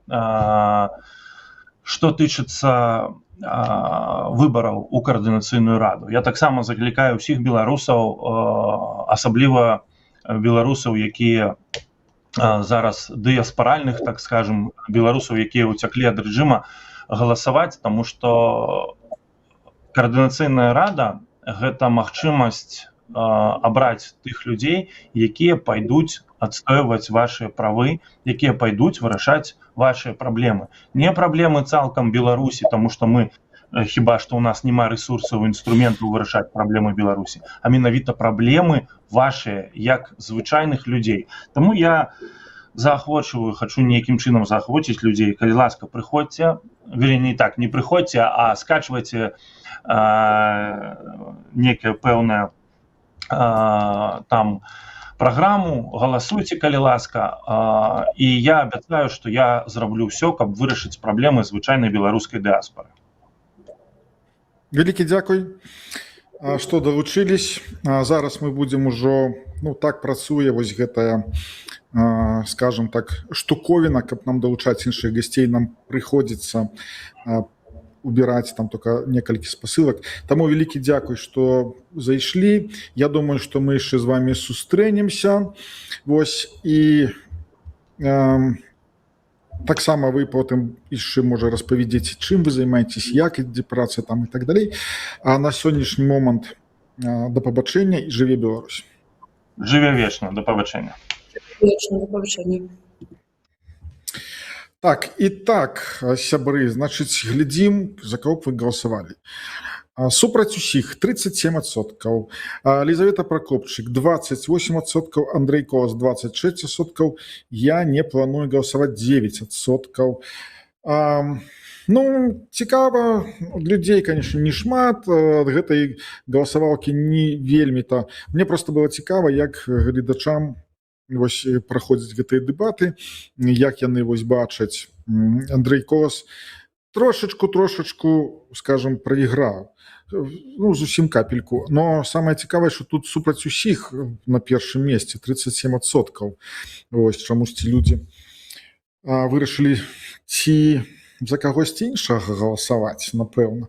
Вось, але зараз пакуль там падключаюць, у нас зараз будзе, я думаю, што цікавыя дэбаты, таму што будзе першае гэта спіс Ватушка і рух за свабоду, якога у нас яшчэ быў Губарэвіч Юрый, але ж будзе зараз Артём Брухан, які непасрэдна з'яўляецца спікерам Каардынацыйнай рады. Вось, таму гэта будзе ўжо больш цікава, таму што ён там, кіраўнік, можна сказаць. А другое будзе Дзміцер Шчыгельскі. І тут цікава ў тым, што Дзміцер яшчэ нейкі час таму яму Каардынацыйная рада была, як бы не патрэбна, то бок ён, так да яе вельмі так, так ставіўся. Вось, і зараз цікава, што ён вырашыў таксама прыняць удзел і, ведае, што Дзміцер і палітычна так адукаваны там, і ён можа задаць пытанні цікавыя і можа адказаць цікава на пытанне. Вось, і спадзяюся, што гэта пара будзе дастойна друг друга. І мне самому цікава паглядзець, як гэта будзе адбывацца. Таму зараз чакаем, калі далучацца нашы госці, і мы з імі пачнем размаўляць. Трошачкі зацягнулі па часу. Вось, але ж прапаную вам Дзміцер Шчыгельскі і Артём Брухан. Вітаю. Дзміцер, вітаю. Добрый Артём, вечер. вітаю. Так, трошачкі вы пачакалі, але ж так, я вось ведаю, што вы зараз зажгеце. Будзе аганёчак. Таму пачнем адразу з маіх пытанняў. Адкажыце, як вы ставіцесь там да тых рэчай, якія былі, вы, я не ведаю, глядзелі ці не глядзелі, што было у першай пары, але ж будуць тыя самыя пытанні. І першае пытанне, як вы ставіцесь да прапановы, каб чальцы Каардынацыйнай рады апублічвалі свае дэкларацыі аб даходах? Дзміцер, давай пачнем з цябе, напэўна. Я стаўлюся сумневна. Я лічу, што гэта можа быць прынята, можа быць не прынята, гэта не прынцыпова. Але я лічу, што вось што сапраўды патрэбна, гэта поліграф. Прохождение полиграфа. Это будет еще питание, Дмитр. Питание это еще будет. Прошу прабачэння, я не ведаў, што будуць якія пытанні, таму што, глядзіце, праблема з дэкларацыяй доходах, асабліва в эміграцыі, з тым, што яно вельмі непразрачна. Шмат людзей працуюць на кэш, і доходы могуць идти на организации, идти на разные коммерческие структуры и так далее. То есть, когда у вас есть желание спрятать свои доходы, это нема проблем. Тому я не бачу механизма техничного, как реализовать эту пропанову. Потому что у нас нема державы. У нас основная проблема то, что нема державы и инструментов, которые потребны, как зразуметь, какие доходы. То есть гэта будзе пажаданне і нереалізуемая стратэгія і хутчэй папулізм, чым сапраўды нешта каштоўнае. Дзякуй. Артём. Я стаўлюся да гэтага даволі проста. Калі такая неабходнасць і рашэнне каардынацыйнай рады, то безумоўна я падтрымаю гэта рашэнне, але цалкам пагажуся з Дмітром Шыгельскім, што гэта хутчэй папулістычны захад, бо тыя, хто будуць у першую чаргу гэта прапаноўваць, магчыма, яны сапраўды могуць прадэманстраваць нейкія дакументы, а нейкія іншыя рэчы не прадэманструюць. У нас няма сапраўды магчымасці кантраляваць даходы, кантраляваць фінансавыя патокі таго ці іншага чалавека, бо мы знаходзімся ў розных іншых дзяржавах. Дзякуй.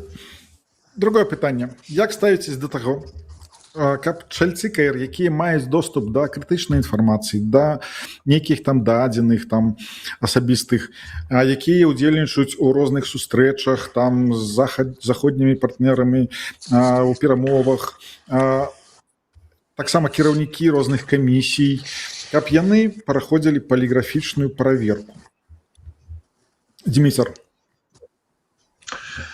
Ну, звычайно, отказываюсь, начинают чередуются, но я могу отказать, мне как бы... На мои питания мы будем так, как почали, на мои питания. Хорошо, дякую. Значит, это частка программы блоку «Беларусы дзеяння». У нас принято фракцыйнае решение, что все сябры фракцыі павінны тыя, якія пройдуць выборы ў координацыйную раду і попадуць у склад, калі і гэта адбудзецца, пройдуць поліграф. Больш за тое, гэта будзе адно з першых пытанняў, якое фракцыя паставе на парядку денным координацыйнай рады, каб прызначыць не толькі кіраўнікоў камісій або спікера, віцэ-спікера і гэтак далей, але усіх депутатаў, якія ўваходзяць у спіс координацыйнай рады. Ёсць пытанне, як праводзіць гэты поліграф, хто будзе праводзіць. Я разумею, што гэта все не так проста, но гэта вырашальныя праблемы. Я ўпэўнены, што у нас можа быць супрацоўніцтва, напрыклад, з Украінай, каб правесці депутатаў координацыйнай рады праз поліграф, таму што калі мы праводзім у Польшы нема такіх магчымасцей, калі мы праводзім участніка, то нема легітымнай рамкі, легальнай рамкі, я прашу прабачэння, легальнай рамкі, то есть чалавек поліграфіст не знаходзіцца пад прысягай, не знаходзіцца ў прававым поле, у яго нема ограничений і гэтак далей. То есть у нас папярэдне, но уже не такая, что уже мы костьми ляжем. Нет, папярэдняя прапанова правесці усіх сябраў координацыйнай рады праз поліграф, хутчэй за ўсё в Украіне, калі удастся, я спадзяюся, што удастся дамовіцца з імі пра прахаждзенне гэтай працэдуры. Дзякуй. Артём, Я тут адкажу адразу Змітру, што ў Польшы ёсць магчымасці праводзіць паліграфічныя даследаванні. Гэта не зусім адпавядае рэчаіснасці, што вы сказалі. Па-другое, я пагаджуся, што паліграфічныя даследаванні могуць праводзіцца дачыненнем чальцоў Каардынацыйнай рады згодна з заканадаўствам тых краінаў, дзе яны знаходзяцца. Каб не парушаць гэтае заканадаўства, каб сапраўды інфармацыя, якая будзе атрымана тымі, хто праводзіць паліграфічныя даследавання, захоўвалася згодна з заканадаўствам той краіны, дзе знаходзяцца чальцы Каардынацыйнай рады. Вось вы, напрыклад, Зміцер, знаходзіцеся зараз не на тэрыторыі Украіны, не на тэрыторыі Польшы, тады бы праходзілі ў адпаведнасці з заканадаўствам Злучаных Штатаў Амерыкі, бо ў нас 80 чальцоў, яны знаходзяцца ўсе ў розных краінах. Я дам магчымасць Зміцер адказаць. Я обязуюсь приехать в Украину и провести там. Это первое. Другое. Дьявол у дробязях. Артем сказал, что есть махчимость. Да, есть махчимость провести участника. Вот то, что я сказал. Артем, а какая махчимость? Існуюць згодна з заканадаўствам тых краінаў, дзе мы знаходзімся.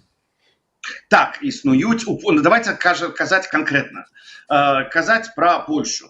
Тому что мы уже почали обмерковывать, какие законопроекты приймать, и давайте казаць про то, як політичный узровень, а не дзіцячы. Значит, у Польши... Тады палітычны ўзровень даволі зразумелы. Тыя ж структуры, якія займаюцца забеспячэннем бяспекі і як і ва Ўкраіне. Дзякую. Белпол, хутчэй за ўсё, так? Белпол не праводзіць паліграф і не будзе праводзіць. Я паўтаруся, да. Тыя ж структуры, якія займаюцца забеспячэннем бяспекі ў краінах знаходжання дэлегатаў Каардынацыйнай рады. Усё. Вы маеце на ўвазе дзяржаўныя структуры і спецслужбы, правильно? Менавіта так. Менавіта так. Добра, меня, кстати, задовольняет. Просто у меня была информация о том, что нет магчымасці дамовіцца со спецслужбами и державными структурами у Польши. Калі вы кажете, что есть, вы находитесь у Польши, у вас больше информации. Абсолютно меня задоволить, калі будут проводить державные структуры. То есть у меня была основная проблема, что будут проводить частные структуры. Або громадские структуры, або гэтак далей. Тому, что калі будут приводить полиграф державные структуры, яны знаходятся, як я казал, под присягой и у правовым поле. Меня цалкам гэта задавальняе. Я готовы пройти, як и сябры нашей фракции, у першы день полиграф у Польши або в Украине, все як заўгодна. Наколькі я ведаю, значит, лидер вашего списа адмовіўся проходить полиграф в свой час. Не адмовіўся. Ну, Павел Латушка, наколькі я памятаю, адмовіўся праходзіць паліграф. Як вы казалі, у частных канторах. Калі мы кажам пра сапраўдны сур'ёзны ўзровень, я думаю, што лепш яго запытацца, але ён не адмовіцца. Ну, значит, цудоўна. Дякую. Цудоўна. Давайте, одна секунда. Давайте дамовімся про першы практычны крок, які мы зробім у Каардынацыйнай рады, калі попадем. Я ад імя блоку кажу, что мы вынесем законопроект и падтрымаем про прохождение полиграфа усімі сябрамі нашей фракции и сябрамі Каардынацыйнай рады. Вы готовы падтрымаць гэтую прапанову и взять на себе абавязки? Згодна з тым, што мы толькі што прамовілі на ўзроўні заканадаўства тых краінаў, дзе знаходзімся, так. Так, дзякуй. Значыць, я ўсё ж таки прапаную не ператворываць дэбаты ось у такія размовы, але ж мне гэта было цікава, таму як бы зараз было такое, як бы ад мяне, што трэба гэта. Потому что мне вельмі важна, каб людзі, якія глядзяць і потым будуць глядзець стрым, каб яны ў гэтую тэматыку таксама больш уваходзілі. Значыць, і апошняе ад мяне пытанне: як вы адносіцесь да грантаў, да таго, што КР гэта зараз больш грантавая структура, калі я не памыляюсь, што патрэбны ли гэты гранты, ці лепш перайсці, напрыклад, там, ці на самафінансаванне, ці каб людзі там данацілі і так далей. І як вы ставіцесь да таго, што, напрыклад, палітык, ён, як шмат хто кажа, таксама я гляжу там Фейсбуке і так далей, што ён павінен працаўладкавацца, ці павінен там адразу займацца бізнесам, а потым, калі ў яго будзе такая фінансавая устойлівасць добрая, тады ён павінен займацца палітыкай. Вось як вы лічыце, што тут так, а што не так? Давайте, может, я почну, давайте. Как чередоваться, да. Давайте. Я хотел бы зазначить, что тезис про что некие структуры выключно грантовые, это наратыў зусім деструктыўны, я бы сказал, хутчэй прапагандысцкі наратыў. Гэта першае. Другое. Координаційная рада як орган сапраўды атрымоўвае падтрымку з боку нашых партнёраў, але гэта не значыць, што падтрымка з боку заходніх партнёраў замінае нам запусціць працэсы атрымання данатаў ці фінансавання ад беларусаў. Гэта ложная дыхатамія, як кажуць. Гэта няправда, што адно замінае іншаму. Гэта узаемадапаўняльныя рэчы. Тыя, хто кажуць, што яны прыйдуць у коордынацыйную раду і заменяць фінансаванне толькі на тое, што падтрымліваюцца беларусамі, яны займаюцца выключна папулізмам, бо гэта нерэальна. Гэта проста папулізм. Давайте працаваць разам, каб коордынацыйная рада і дэмакратычныя сілы атрымоўвалі рэсурсы з усіх магчымых крыніцаў, як ад міжнародных партнёраў, так і ад беларусаў. Я цалкам падтрымліваю тое, што сказаў Артём по данному положению, по данному пытанню. Я бы таксама, скорее, дадаў. Гэта прапагандысцкі наратыў, гэта дэструктыўны наратыў, гэта папулісцкі наратыў о том, што вось павінны знайсці самафінансаванне або іншае фінансаванне, не звязанае з грантамі. Гэта было цудоўна, але гэта нерэалістычна, наколькі я ведаю і разумею сітуацыю. Больш за тое, калі хтосьці займаецца палітычнай дзейнасцю, як прафесіяй, гэта добра. Калі мы кажам, што чалавек павінен працаўладкавацца там, неважна, у IT або ў бедронку, а у вольны час працаваць як палітык, гэта неправільна. Гэта таксама папулізм, таму што палітыка гэта прафесія. Калі мы побачым, я часам крытыкую Пал Палыча Латушка і Артёма часам не крытыкую, але калі мы побачым, колькі працы робіць НАУ, як прафесійная палітычная структура, дэ-факта палітычная, магчыма, яна юрыдычна грамадская, но яна дэ-факта палітычная, то мы побачым, што яны могуць иметь час, каб рабіць шмат працы. Мы можем пагаджацца добра, дрэнна, правільным накірунку, но у іх ёсць час. І вось фіналізуючы, гранты гэта вымушаная мера. Канешне, было пажадана, каб гэта было фінансаванне, но гэтага не будзе. Яны застануцца гранты, і прафесійнае заняцце палітыкай гэта добра. Таму што як у любой спецыяльнасці, як у любой прафесійнай дзейнасці патрэбна быць прафесіяналам. А калі ты не вытрачваеш час і фактычна ўсё жыццё на палітыку, ты не з'яўляешся прафесіяналам. Дзякуй. Дзякуй. Зараз пераходзім. У вас ёсць магчымасць кожнаму задаць па 5 пытанняў і таксама адрэфлексаваць на адказ. Калі вы пачулі адказ, таксама ёсць час на рэфлексію. Таму прапаную, дамаўляйцесь, хто з вас першы будзе, ці я вырашу. Давайте скінем монетку. У вас няма монетки? Я кінуў першы Артём Брухан. Артём, ваше пытанне. Дзякуй. Зміцер, маё пытанне не будзе звязана там з жэстамі, хто каму дзе што паказаў, і іншым дзіцячым садком. Маё пытанне будзе кранацца наступнай тэмы. Наша фракцыя адказна выступала падчас сваёй працы па кадэнцыі за адказнасць Александра Лукашэнкі за злачынствы. Мы дамагліся шмат чаго, пачата расследаванне міжнароднага крымінальнага суда, але наша мэта, каб у Лукашэнкі было 3 ордары на арышт за злачынствы супраць беларускага народа, украінскага і украінскіх дзяцей. Ці лічыце вы важным працу па прыцягненні Александра Лукашэнкі да адказнасці? Так, безумоўна. Больш за тое, я скажу, што у частку матэрыялаў, якія выкарыстоўваюць ваша структура, предоставлены кіберпартизанамі, і гэта цудоўны прымер, калі можа быць нармальная каардынацыя і супрацоўніцтва паміж рознымі структурамі дэмакратычных сілаў. Дзякую, моя рэфлексія такая. Так, сапраўды, вельмі добра, што ёсць каардынацыя і мы можам супрацоўнічаць. Я спадзяюся, што ваша фракцыя будзе падтрымліваць рашэнні каардынацыйнай рады, накіраваны на лабіяванне адказнасці Лукашэнкі. У меня такое адчуванне, што вы недзе там паміж сабой дамовілі, што будзем паміж сабой там это самае хваліць друг друга, але я чакаю острых пытанняў. І таму, Дзміцер, спадзяюся, што яны будуць. Дзміцер, шарга твоя. Не, мы не дамаўляліся паміж сабой, больш за тое, мы не камунікавалі, я думаю, што, наверное, полгады,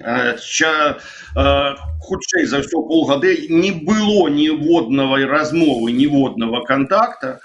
Гэта тое, што ёсць супадзенне поглядам. Мне падаецца, што гэта объясняется тем, что есть политичный досвід и реализм, и разумение того, как эта система працуе. Значит, Артему, да, мое питание. Артем, что вы зробите першим, або не вы особисто, а ваша фракция, якой перший законопроект падтрымаем? Дякую. Першы законопроект, якой вынесе наша фракцыя, у нас рашэння канчатковага не прынята, але у нас ёсць прапісаная якасная праграма, і першыя крокі нашай праграме зараз будуць накіраваны на тое, каб спрыяць прыцягненню адказнасці да Лукашэнкі, гэта спрыяць стварэнню спецтрыбунала за агрэсію супраць Украіны, таксама лабіяваць легалізацыю беларусаў за мяжой у першую чаргу Польшы і Літве, дзе пражывае найбольшая колькасць беларусаў, вырашаць пытанні звязаныя з пашпартамі, банкавымі рахункамі і візамі. І трэці накірунак працы, безумоўна, гэта міжнародная праца. Я думаю, тут вельмі важна прыняць рашэнне аб тым, каб стварыць парламенцкую дэлегацыю парламенцкай асамблеі НАТО. А таксама, што тычыцца ўнутраных працэсаў унутры каардынацыйнай рады, гэта рэформа каардынацыйнай рады, каб менавіта каардынацыйная рада прызначала прадстаўнікоў аб'яднанага пераходнага кабінета, а не толькі рэкамендавала, як зараз. Артем, чакай, я хацеў бы удакладніць. Ты сказаў, што парламенцкай асамблеі НАТО нешта такое, ці ты памыліўся? Непасрэдна НАТО. Парламенцкая асамблея НАТО. ПА НАТО. Так. Гэта тая парламенцкая асамблея, дзе не прадстаўлены яшчэ беларускія дэмакратычныя сілы. Дзякуй. Дзміцер? Маё пытанне? Рэфлексія. Рэфлексія. Я запытываўся законопроект, а не праграму цалкам. У нас гэта не цалкам, гэта толькі першыя 3 крокі. Добра. Не першую старонку праграмы, я разумею, што она цудоўная і прапрацаваная, але першы законопроект, які вы ўнесеце. У нашай фракцыі ёсць адказ. Гэта законопроект пра прахаждзенне поліграфа усімі сябрамі каардынацыйнай рады. А які все-таки будзе простымі словамі першы законопроект? Дзякуй. Дзякуй. Зараз, Дзміцер, пытанне Артему. Артем, вось я глядзеў не цалкам, но папярэднія дэбаты, і у них была колькасць гледачоў паміж 50, там, 2, 3, 80, 3, 86. Зараз нас глядзіць 109 чалавек. І вось гэта матэматычны паказчык цікавасці да выбараў каардынацыйнай рады. Вам не падаецца, што у выніку дзейнасці каардынацыйнай рады таго, якой был увесь гістарычна, адбылося, што гэта цікава вось зараз 109 чалавекам, прычым хутчэй за ўсё хтосьці з нашай фракцыі глядзець і хтосьці з вашай фракцыі глядзець. І вось пытанне, чаму такое адбываецца, што такі правал, шчыра кажуцца, і што зрабіць, каб гэтага не было? Ну, па-першае, хацеў бы зазначыць, што агулам стварэнне атмасферы страху і стварэнне каналаў, на якіх мы дэбатуем, дарэчы, экстрэмісцкімі, якія небяспечна смотрець як у Беларусі, так і тым людзям, якія фактычна знаходзяцца часам за мяжой, калі яны, напрыклад, ездзяць у Беларусь. Гэта першае, стварэнне атмасферы страху і ціску. Па-другое, агульная дэпалітызацыя грамадства. Слухайце, з 2020 года, калі быў вельмі моцны ўздым беларускага грамадства, адбылося, зразумела, дэпалітызацыя, частка людзей стамілася, але я хацеў бы таксама зазначыць, што, напрыклад, дэбаты на Еўрарадыё, эфіры на Еўрарадыё, вы ходзіце там на «Обычное утро», на іншыя, глядзяць і тысячы, і 1500, і 2000 чалавек онлайн. Гэта сведчыць пра тое, што на розных каналах розная аўдыторыя, пазнавальнасць і шырокасць. Таму я бы не вось гэтыя лічбы, якія з нас зараз глядзяць, не пераносіў бы ў абсалют. Я бы хутчэй казаў пра тое, што сапраўды каардынацыйная рада, як прадстаўнічы орган, не з'яўляецца найбольш папулярнай структурай дэмакратычных сілаў, бо гэта орган парламенцкага тыпу. У любой краіне парламент заўсёды кажуць, гэта гаварыльня, парламент гэта тое, дзе сварацца, парламент нічога не робіць. Сапраўды заўсёды ўсе больш абмяркоўваюць выканаўчыя структуры, якія больш уплываюць канкрэтна на сітуацыю. Каардынацыйная рада, ў сваю чаргу, з'яўляецца такім прадстаўнічым протапарламенцкім органам, і такое стаўленне да яго будзе.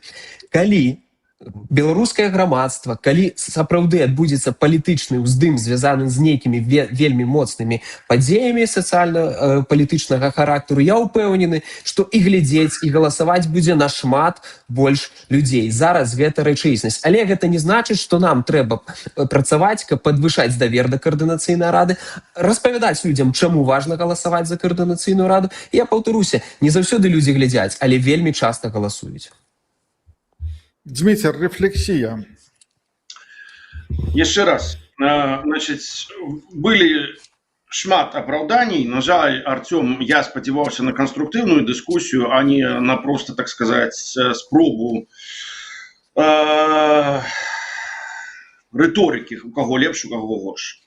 Еще раз, значит, коли мы кажем про лічбы, коли у меня был апошні выступ на Балаганы в канале, было 59 тысяч проглядов плюс. А коли мы зараз выступаем, уже 108. Мы, кстати, втратили глядача, пока обмерковывали тематику. И это отказ об тем, наколькі координаційная рада актуальное питание для белорусов.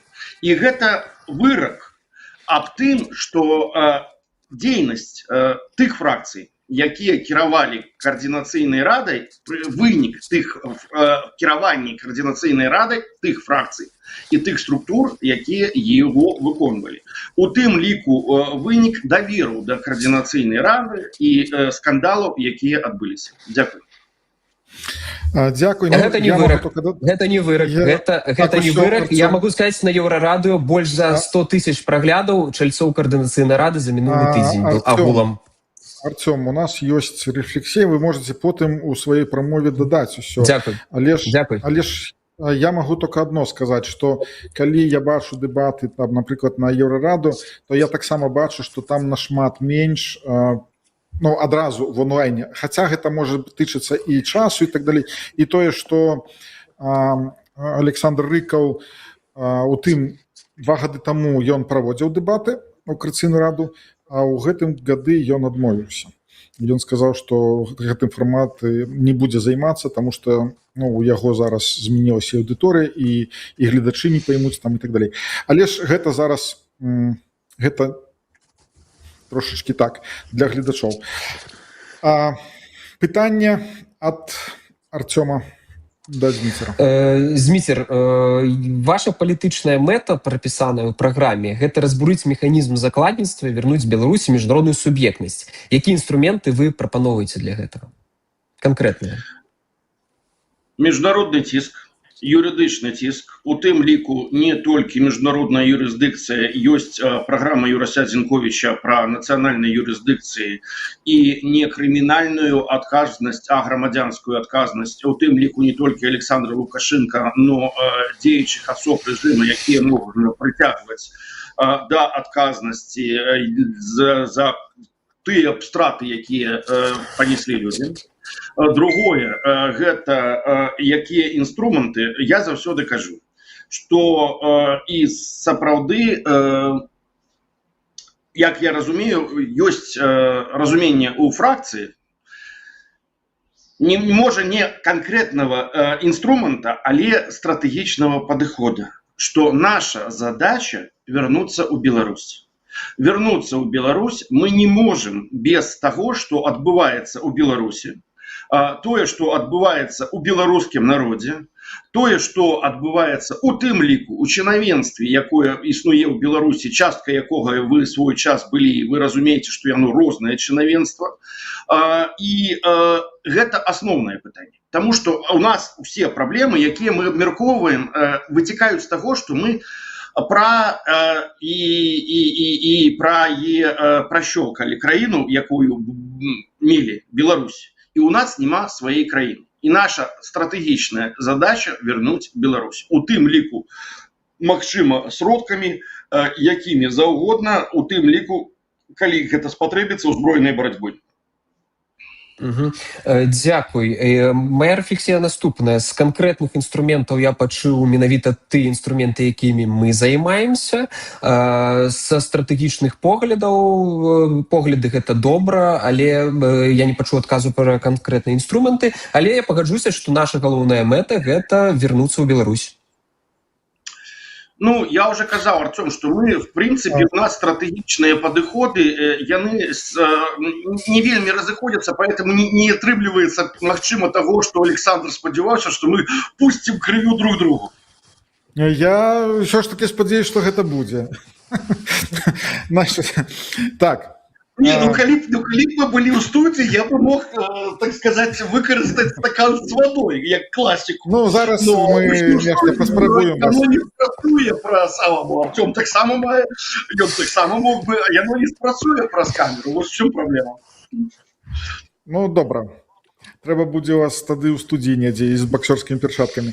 А так, пытанне задае... Хто там зараз задае? Зміцер. Артём.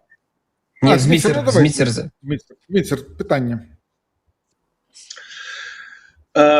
Пытанне, Артём, якія высновы вы і ваша фракцыя зрабіла з тых праблем з забеспячэннем бяспекі, якія існавалі з пачатку 2020 года, і якія вы прапаноўваеце інструменты, і, магчыма, кааперацыю за структурамі, якія ёсць у беларускіх дэмакратычных сілах, каб змяніць сітуацыю, каб не было столькі праколаў, каб не было Анжэлікі Мельнікавай, каб не было Котава і гэтак далей і таму падобнае. Тых скандалаў, якія адбываюцца фактычна кожныя некалькі месяцаў. Вялікія, маленькія, але адбываюцца. Тыя інструменты, якія ў нас ёсць, гэта тыя структуры кіберпартызанаў і белполаў, з якімі мы супрацоўнічаем і выкарыстоўваем тыя сродкі, якія ў іх ёсць, і вы гэта вельмі добра ведаеце. Што тычыцца кейса Анжэлікі Мельнікавай, я бы хацеў напомніць, што Анжэліка была чальцом фундацыі, у якую выходзілі таксама вы, і кіберпартызаны, якія займаліся пытаннямі бяспекі. Таму гэта, калі гэта казаць, усе неабходныя захады па праверках, усе неабходныя захады, якія маглі зрабіць мы ў якасці дэмакратычных сіл, усё гэта было зроблена. Мы не з'яўляемся дзяржавай. Мы вяртаемся да пачатку нашай размовы, дзе мы не можам стварыць сапраўдную контрвыведку на тэрыторыі заходніх краінаў, бо гэта не адпавядае заканадаўству гэтых краінаў. Гэта таксама просты папулізм, што мы можам стварыць сапраўдную контрвыведку, і гэта проста па сутнасці будзе дзейнасцю, якая забаронена на тэрыторыі тых краінаў. Мы можам выкарыстоўваць толькі інструменты тых краінаў, дзе мы знаходзімся. У гэтых кейсах, амаль ва ўсіх, гэтыя інструменты былі выкарыстаныя. Нічога іншага зрабіць нельга, калі супраць цябе вядзе вайну сістэма КДБ, МУС, ГРУ і іншыя вайсковыя выведкі розных краінаў. Толькі контрвыведкі тых краінаў, дзе мы знаходзімся, могуць гэтаму супрацьстаяць. Усё астатняе папулізм. Дміцер. Я не пагаджуся з тым, што ўсё астатняе папулізм. Калі вы памятаеце, Мельнікава знікла нешта 8-10 сакавіка, правильно, Артём? Ну, я не памятаю там по датах, але так прыкладна, 10 так. 12-го. А калі был визит в Украину делегации Координацыйнай рады. Ён адбыўся праз некалькі дзён, буквально праз тыдзень, недзе 10-12 сакавіка. Вы памятаеце такое? Не памятаю. Ну, ён быў, можете праглядзець, можете, тыя гледачы могуць прагугліць і гэтак далей. Ну вось вы жадалі крыві не будзе, но будзе не навіна. У нас, у меня асабіста, і не толькі у мяне асабіста, і у тым ліку кіберпартизан была дамоўленасць, на якую мы вымушалі пайти Анжеліку Мельнікову, што калі яна прыязджае в Украіну, і фактычна мы лічым, што гэта была той штуршок, які вымушаў яе збежаць, яна пройдзе паліграф у адпаведных структурах Украины. Яна пагадзілася і яна збегла. То есть мы кажем, что, конечно, инструменты обмежеваны. Законодавство европейское гаўно, шчыра кажучы, у, значит, контрвыведальнай дзейнасці. Яно працуе, еўрапейскае законодавство, на Лукашенко, на КГБ, федеральное, господи, як это москальское, фейсы, на фейсов, ФСБ, на выведки, но маємо тое, што маємо. Но тым не менш інструменты якія-то ёсць. Дякую. Ну ось, я казаў навіна, то есть, што я, наколькі я ведаю, не было нідзе ў прэсе, што Мельнікова павінна была прайсці паліграф. І я кажу, што гэта была у тым ліку дамоўленасць, якая адбывалася з маім асабістым удзелам. Я гатоў сведчыць, калі неабходна, ў судзе. Дзякуй. Артём, пытанне? Ці плануе ваша фракцыя займацца дапамогай беларусам у пытаннях візавай падтрымкі, легалізацыі, юрыдычнай падтрымкі, і калі ўсё ж таки плануе, бо ў праграме гэта у вас не прапісана, якім чынам? Знаете, Артём, мне падаецца, што абмеркаванне праграм гэта вось дзейнасць пра кота, якой ён займаецца, калі не мае чаго рабіць. Усе праграмы больш-менш аднолькавыя. Фактычна яны з'яўляюцца, ну, за ўсё лепшае супраць усяго кепскага. І пытанне не ў тым, што прапісана ў праграме або не прапісана, што лепш напісалі, а што горш, а пытанне ў тым, якія людзі ўваходзяць у фракцыю, якая ў іх ёсць біяграфія, якая ёсць матывацыя, каб нешта рабіць або не рабіць, што іх аб'ядноўвае. Вось мне падаецца, што гэта значна больш важна, таму што написано ў праграме то, сё, яно можа змяніцца, можа, мы бачым, што выконваліся, не выконваліся праграмы, з якімі, значит, з гістарычнага досведа, які ў нас ёсць. Пытанне, хто, з якой матывацыяй і з якой біяграфіяй. Мне падаецца, гэта самае значнае і самае рэалістычны погляд на выбары, якія адбываюцца. Ну вось мы пачыналі з палітычнага досведу і рэчаіснасці. Наша фракцыя, напрыклад, выканала амаль на 80-85% тую праграму, якую мы абяцалі. У адрозненні сапраўды ад шмат якіх фракцыяў з мінулага складу, якія пісалі свае праграмы, потым казалі, што гэта не цікава, што мы за ўсё добрае супраць усяго плохого, і нічога не выканалі, нічога не зрабілі са сваіх праграмаў. І вось таму я і задаюся гэтае пытанне, каб ведаць, якімі фракцыямі мы будзем працаваць у Координацыйнай радзе, бо мы будзем там працаваць, не проста прыйсці з трыбуны пакрычаць, пастучаць і там, напрыклад, зрабіць нейкую гучную заяву, займацца зноў тым самым папулізмам, які я чуў дагэтуль на мінулых дэбатах ад некаторых прадстаўнікоў, часам і зараз чую, але галоўнае, гэта матывацыя сапраўды працаваць. І разумець, з кім працаваць, гэта вельмі важна. І калі гледачы і слухачы эфіру, дэбатаў не разумеюць, з якой праграмы, з якой мэтай вы ідзеце, гэта вельмі дрэнна. Давайце казаць шчыра. Абяцаем, выконваем. Мы так робім. Амінь. Могу я сказать, тому что, значит, и выснова з таго, што тых, хто не тыя спісы і тыя фракцыі, якія абяцалі і не выканалі, іх трэба не галасаваць, а галасаваць за тых, хто выконвае свае абяцанкі, і таксама даць шанец новым фракцыям, якой з'яўляецца беларусы дзеяння, у якіх людзей ёсць біяграфія, ёсць матывацыя і шанец працаваць з каардынацыйнай радзе. Амінь. Ну, аминь. Аминь, я уже гляжу. Мне подается, что таким образом я можно сказать, что уже скончаем дебаты. Мы во всем довольны. Ну, я бачу гэта, я ж про то і казаў, але ж я ўжо бачу, што на рэфлексію ідзе яшчэ одна рэфлексія, ну і так далей. Але давайте ўсё ж таки звернемся да пытанняў. І зараз пытанне ад Дміцера. Артём, аб чым вы шкадуеце у сваёй біяграфіі і сваім жыцці? Асабістае пытанне.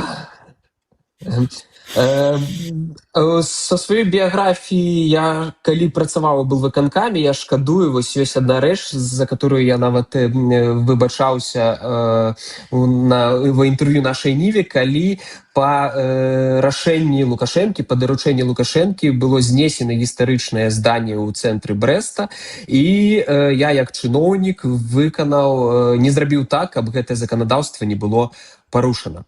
То бок фактычна я не змог прадухіліць злачынства ў той сферы, у якой я працаваў і за якую я адказваў на сваёй пасадзе. Гэта што тычыцца маёй прафесійнай дзейнасці, што тычыцца чалавечай дзейнасці. Ведаеце, я, можа быць, шкадую, што я, шчыра кажу, не далучыўся да дэмакратычнага руху значна раней, і за гэта я таксама аб гэтым уже шкадую і выбачаюся перад тымі, хто лічыць, што я, можа, калі за час працы на дзяржслужбе рабіў штосьці не вельмі добрае. Не, я працаваў заўсёды ў інтарэсах Беларусі, беларускай культуры, захавання гісторыка-культурнай спадчыны, і гэта Беларусь, незалежная Беларусь і наша дзяржава, гэта для мяне галоўны прыярытэт быў усё жыццё, як і зараз. Мне падаецца, што вось гэта сапраўды як гучыць, як крыху лёгкая тэма, але я лічу, што тэма, якая усплыла ў папярэднім дыялоге, яна вельмі важная для нацыі, для дзяржавы і для Беларусі, для народа Беларусі. Таму што дэ-факта это размова пра understanding and reconciliation, разуменне і прымірэнне. Гэта, як я лічу, асноўная праблема, якая існуе ў беларускай нацыі сёння, як у нацыі, як у народа і як у дзяржавы. Таму што мы раздзеленая нацыя, у нас ёсць выражаны грамадзянскі канфлікт, прычым колькасць тых, хто супраць рэжыма і тых, хто падтрымлівае рэжым, яна параўнальная. Нам бы хотелось, чтобы мы там 97% было, но гэта не так. І калі нам трэба думаць пра тое, як ісці да разумення і прымірення і будаўніцтва лепшай новай Беларусі, якая будзе даваць магчымасць усім сацыяльным групам існаваць і існаваць у міры і разуменні. Так, дзякуй. Зараз у меня будзе рэфлексія на вашай рэфлексіі. Значит, першае, я не памятаю, як Артём Брухан нам скідаваў нешта, потому ён ведаў, ну ты ж ведаў, што мы працуем народны рэпартор па Берасцю там і так далее, але ж ты нічога нам не скінуў тое, што гэты будынак будзе зносіць, так бы мы паднялі гэтае пытанне, і может ён бы застаўся. Было паднята, дарэчы, і шмат хто пра гэта казаў, незалежных медыа пісалі, але, на жаль, не атрымалася. Я памятаю. Дміцер сцвярджае, што приблизно 50% на 50. Тут я не могу погодиться, потому что таких даследований зараз нема, только у гэтым. Дмитрий, это была моя рефлексия. Я не сцвярджаў, что 50 на 50. Прошу прабачэння, потому что это я сказал, что параўнальная колькасць тых, хто супраць, і тых, хто гэта не адрозніваецца на парядкі. Як паказвае прыкладна 30-25% яны супраць Рыгорыча, 15-20% за, і астатнія нейтральны. Я прашу прабачэння, але гэта вельмі істотнае искажэнне маёй пазіцыі, таму я вымушаны быў вмешацца. Дзякуй. Ну, але ж у меня такіх даследаванняў няма, таму ж я пра гэтыя адсоткі казаць нічога не магу. Артём, пытанне. Зміцер, вы з'яўлялись палітычным прадстаўніком руху каліноўцы. Вы з'яўлялись, калі я не памыляюсь, ці палітычным, ці проста прадстаўнікоў ініцыятывы кіберпартызанаў. Наколькі я разумею, блок «Воля», які зараз ідзе ў каардынацыйную раду, з'яўляецца такой прадстаўнічым спісу руха каліноўцаў. І там шмат байцоў ПКК і людзей, звязаных з імі. Скажыце, калі ласка, чаму вы не ідзеце ў спісе блок «Воля» і ці з'яўляецеся вы на дадзены момант прадстаўніком вось тых ініцыятыў, пра якія я казаў? Я з'яўляюсь прадстаўніком, наколькі мне вядома, кіберпартызан. Мы супрацоўнічаем вельмі актыўна і камунікуем з кіберпартызанамі. Пра рух каліноўцы я бы давайте так, есть проблема потенциальная, кто есть кто.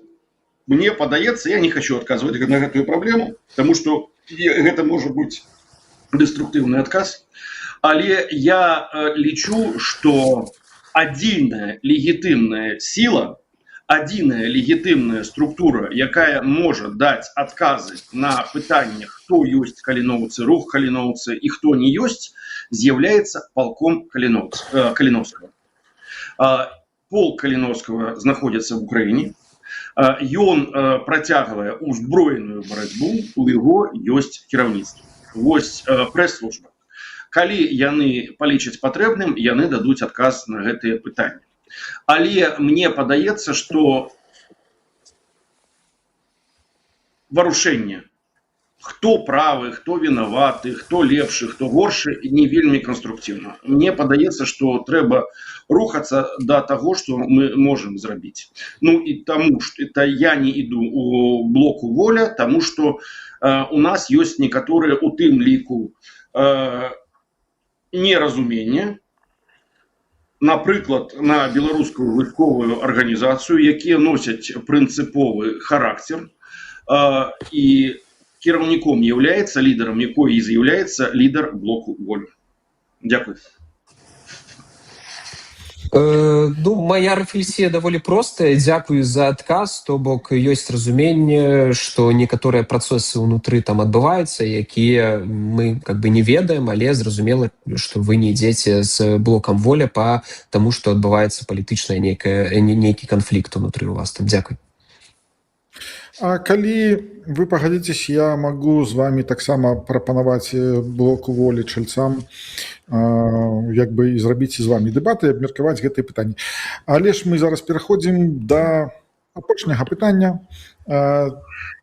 Дзміцер, ваше апошняе пытанне. Самае жорсткае і крывавае. Самае жорсткае і крывавае. Артём,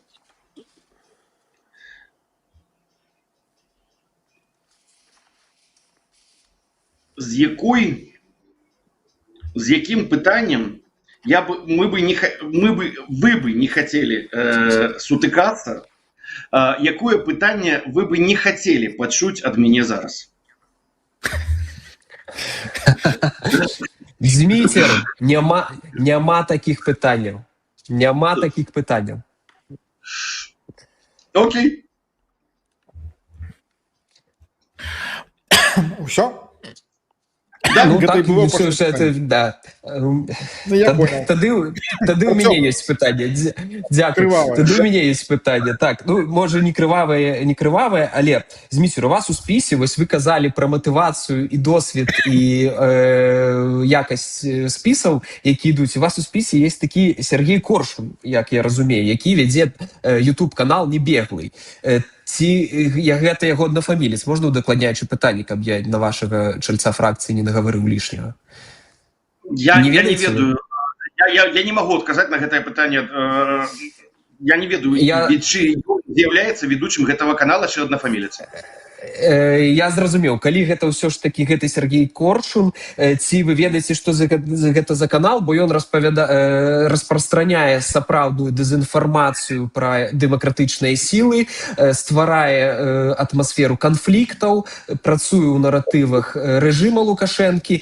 Ці не думаеце, што вы калі ў свой спіс уключаеце такіх людзей, зможаце паўтарыць шлях руху «Воля», блока «Воля» ў мінулай каардынацыйнай радзе, якія прывялі за сабой Сергея Петрухіна, які пачаў рабіць сапраўды дэструктыўныя рэчы. То бок я не кажу, што ваш спіс дрэнны, я кажу пра тое, што на плячах людзей, якія ідуць з добрай матывацыі, вельмі часта прыходзяць людзі з вельмі негатыўнай матывацыяй і проста будуць спрабаваць дыскрэдытаваць як каардынацыйную раду, так і дэмакратычны рух. Артём, гэта вельмі маніпулятыўнае пытанне, я бы сказал, нават дэмагагічнае. Глядзіце, я паспрабую адказаць па сутнасці, таму што вы задалі 5 або 6 пытанняў, і гэта трэба, каб больш-менш нормальны адказ атрымаўся, трэба разбіраць фактычна пытанні, якія дзе былі маніпуляцыі. Значыць, першае, 90% пытання гэта ацэначнае меркаванне. Другое, хто дэструктыўны, хто недеструктыўны, ведаеце, гэта суб'ектыўныя рэчы. Трэцяе, значыць, якія каналы, якую інфармацыю даносяць і ў якой форме, гэта, ну, СМІ есть СМІ. Вы разумееце, асабліва блогеры, якія не СМІ, у якіх яшчэ больш такія вільготныя рамкі для дзейнасці. Ну, все разное, и мы разумеем, что вот деструктивные каналы. Вы разумеете, я эту прессовую секретарку вот чую Лукашенко, якая деструктивная оппозиция, деструктивные погляды. Давайте мы забороним. Мне падаецца, что это вельмі хібны шлях для палітыка, яким вы з'являетесь як віце-спікер, калі ён пачынае... Я не віце-спікер, я спікер. Спікер, сорі.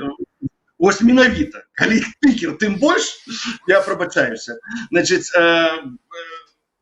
калі палітык пачынае ацэньваць журналістаў або блогераў як деструктыўных, або як фейк-ньюс, вы ведаеце, у нас ёсць такі у Злучаных Штатах, якіх усе ньюс-фейк, мне падаецца, што гэта хібны шлях для палітыка і для краіны. На жаль, в Беларусі такі палітык прыйшоў да ўлады і зрабіў стэрыльную прэсу, і в Злучаных Штатах ёсць такі палітык, но я спадзяюся, што сістэма Злучаных Штатах не дасць яму зрабіцца Александром Григорьевичем. Адрэфлексірую. У маніпуляцыях абвінавачваюць часцей за ўсё тых, хто таксама ў сваім адказе выкарыстоўваюць маніпуляцыі, і тут іх было таксама вельмі шмат. Гэта першае. Я не казаў пра дэструктыўныя каналы, я казаў менавіта пра наратывы, якія праводзіць гэты чалавек, бо мы бачылі вось з Александром Кабанавым у мінулай каардынацыйнай радзе, як адбывалася Сергеем Петрухіным. Я пры гэтым, як спікер каардынацыйнай рады, заўсёды даваў гэтаму чалавеку права і голаса, магчымасці задаць пытанні, якія ён мае. Я сапраўды бараню дэмакратыю, нават калі мне зусім не падабаецца, што кажуць гэтыя людзі, я магу з імі цалкам быць незгодным, але я тут хутчэй пра палітычную адказнасць. Давайце не цягнуць у спісах тых людзей, якія хочуць знішчыць той інстытут, у які мы разам ідзем. Давайце рабіць так, каб за нас прагаласавала больш людзей, каб каардынацыйная рада была больш моцнай, была больш эфектыўнай, эфектыўнай дзякуючы таму, што мы маем падтрымку беларусаў, якія прагаласуюць. Таму заклікаю галасаваць за наш спіс нумар 9 коаліцыя Латушка і Рух за свабоду. Так, значыць, зараз, Дзміцер, у вас будзе па 2-3 хвіліны на апошнюю прамову пра свой спіс, і так далей. Так што прапаную, Дзміцер, тут можна і адказаць там на нейкія тыя тэмы, якія мы таксама падымалі. То бок, час не абмежаваны, адразу кажу. То бок, вось насамрэч сапраўдная дэмакратыя. Гэта тут на канале, калі ёсць магчымасць. І я не кажу так, хлопцы, все, скончылі. Таму прапаную. Я так зразумеў, мне далі апошняе слово. Так. Ладно. Я спадзяюся, што яно крайняе, но калі апошняе, то скарыстаюся магчымасцю. Значит, ты як лётчык ужо. Да. Значит, Артём, ведаеце, мне падаецца, што мы крыху пайшлі не ў той бок, а не абмеркавалі вельмі важную тэму. Я бы прапанаваў аўтару, калі мы можам абмеркаваць яшчэ одно пытанне, а пасля апошняе слова. Гэта магчыма? Конечно. Конечно. Значит, вот глядите, я нават не пытанне, а вось тэма для абмеркавання. Я лічу, што Координацыйная рада мае две праблемы на сённяшні дзень. Значит, гэта праблема тое, што яна не палітычная структура, то есть фармальна палітычная, но ее не хапае людзей, якія могуць падтрымліваць палітычную дыскусію і палітычныя наратывы. Магчыма, досведу не хапае, магчыма, матывацыі, не ведаю чаго, но што зрабіць з тым, каб выправіць гэтую праблему. То есть, Координацыйная рада патрэбна, каб у новай координацыйнай складзе новай координацыйнай рады з'явілася сапраўдная палітыка. І другое, каб Координацыйная рада выклікала цікавасць. Чаму палітыка і чаму цікавасць? Таму што мне падаецца, што Координацыйная рада мэта існавання, вось як структуры, дзеля чаго Координацыйная рада створана, дзеля чаго, чтобы што, па-расейску кажучы, чтобы рабіць прыклад беларусам, перш за ўсё ў Беларусі, альтэрнатывы. Як можа працаваць палітычная альтэрнатыва рэжыму, якая можа быць мадэль беларуская, у тым ліку інстытуцыянальных структур, якія могуць быць у Беларусі. І вось гэта асноўная задача Координацыйнай рады. Значит, і вось што, как бы, два пытання. Што зрабіць, каб гэта было цікава беларусам? Я разумею, што можна казаць шоу і гэтак далей, але, ведаеце, часам патрэбна, каб падтрымліваць цікавасць. І што рабіць, каб з'явілася палітыка, а не проста размовы, якія нікому не цікавы. Што, кстати, вось пацвярджае і стан Координацыйнай рады на сучасны час. Гэта ж не пытанне, гэта тэма для абмеркавання. Да? Я лічу, што ў першую чаргу, дарэчы, Координацыйная рада, яна все ж таки ёсць палітычным зараз органам. І я кажу не толькі пра ўспрыняцце ёй замежнымі партнёрамі. Я ведаю, Зміцер, ваше стаўленне да гэтага, але сапраўды прадстаўніцтва палітычнае на міжнародным узроўні прызнанае усімі, кім толькі можна, што тычыцца ўнутры Беларусі. Давайте сыходзіць з рэчаіснасці. Координацыйная рада сапраўды павінна быць дэмакратычнай альтэрнатывай. Яна ўжо ёсць. Гэты інстытут сапраўды з'яўляецца органам парламенцкага тыпу. У Беларусі няма выбараў. Палатка. Что такое палатка? Это прызначэнне. У адміністрацыі абіраюць, хто будзе сядзець у палаткі. У мясцовых органаў выканкамы абіраюць, хто будзе сядзець. Нават тая каардынацыйная рада, якая зараз ёсць, яна больш палітычны орган, чым усі псеўдапалітычныя органы ўнутры Беларусі, акрамя Лукашэнкі, які фармальна, практычна трымае ладу ў сваіх руках. І я лічу, што каардынацыйная рада, якая будзе выклікаць цікавасць, дзякуючы таму, што такія дасведчаныя палітыкі, як Зміцер Шыгельскі, туды пойдуць. Каб было добра, туды пайшлі і іншыя партыйныя прадстаўнікі, і паважаныя, і папулярныя палітыкі, якія не захацелі працаваць са сваім электаратам і з беларускім грамадствам, праігнаравалі гэта. Было б добра, каб яны пайшлі. Гэта было бы цікава, бо сапраўды людзі і палітычныя структуры, якія ўвходзяць у інстытут парламенцкага тыпу, дадаюць яму моцы. І я лічу, дарэчы, ключавой роляй каардынацыйнай рады гэта не толькі стварэнне і дэманстрацыя гэтай альтэрнатывы, але каардынацыйная рада будзе суб'ектам патэнцыйных перамоваў паміж прадстаўнікамі рэжыма і дэмакратычнымі сіламі Беларусі. Я ўпэўнены, што раней ці пазней гэта адбудзецца. І тады каардынацыйная рада будзе тым органам, якой будзе цікавіць не толькі вельмі палітызаваную частку грамадства, а вось тых нейтралаў, пра якіх вы, Зміцер, кажаце. І менавіта такая абраная структура будзе прадстаўляць дэмакратычную частку грамадства, якая прыйдзе да дыялогу і перамоваў з той часткай грамадства, пра якую вы кажаце, там, чынавенства ці кагосьці яшчэ. Гэта будзе, бо і на іншага прагматычнага выхаду з палітычнага крызісу няма. Але за гэтым трэба мець моц. І галасы людзей, якія за нас галасуюць, даюць нам моц сказаць ад іх імя. Дміцер, што адкажаш?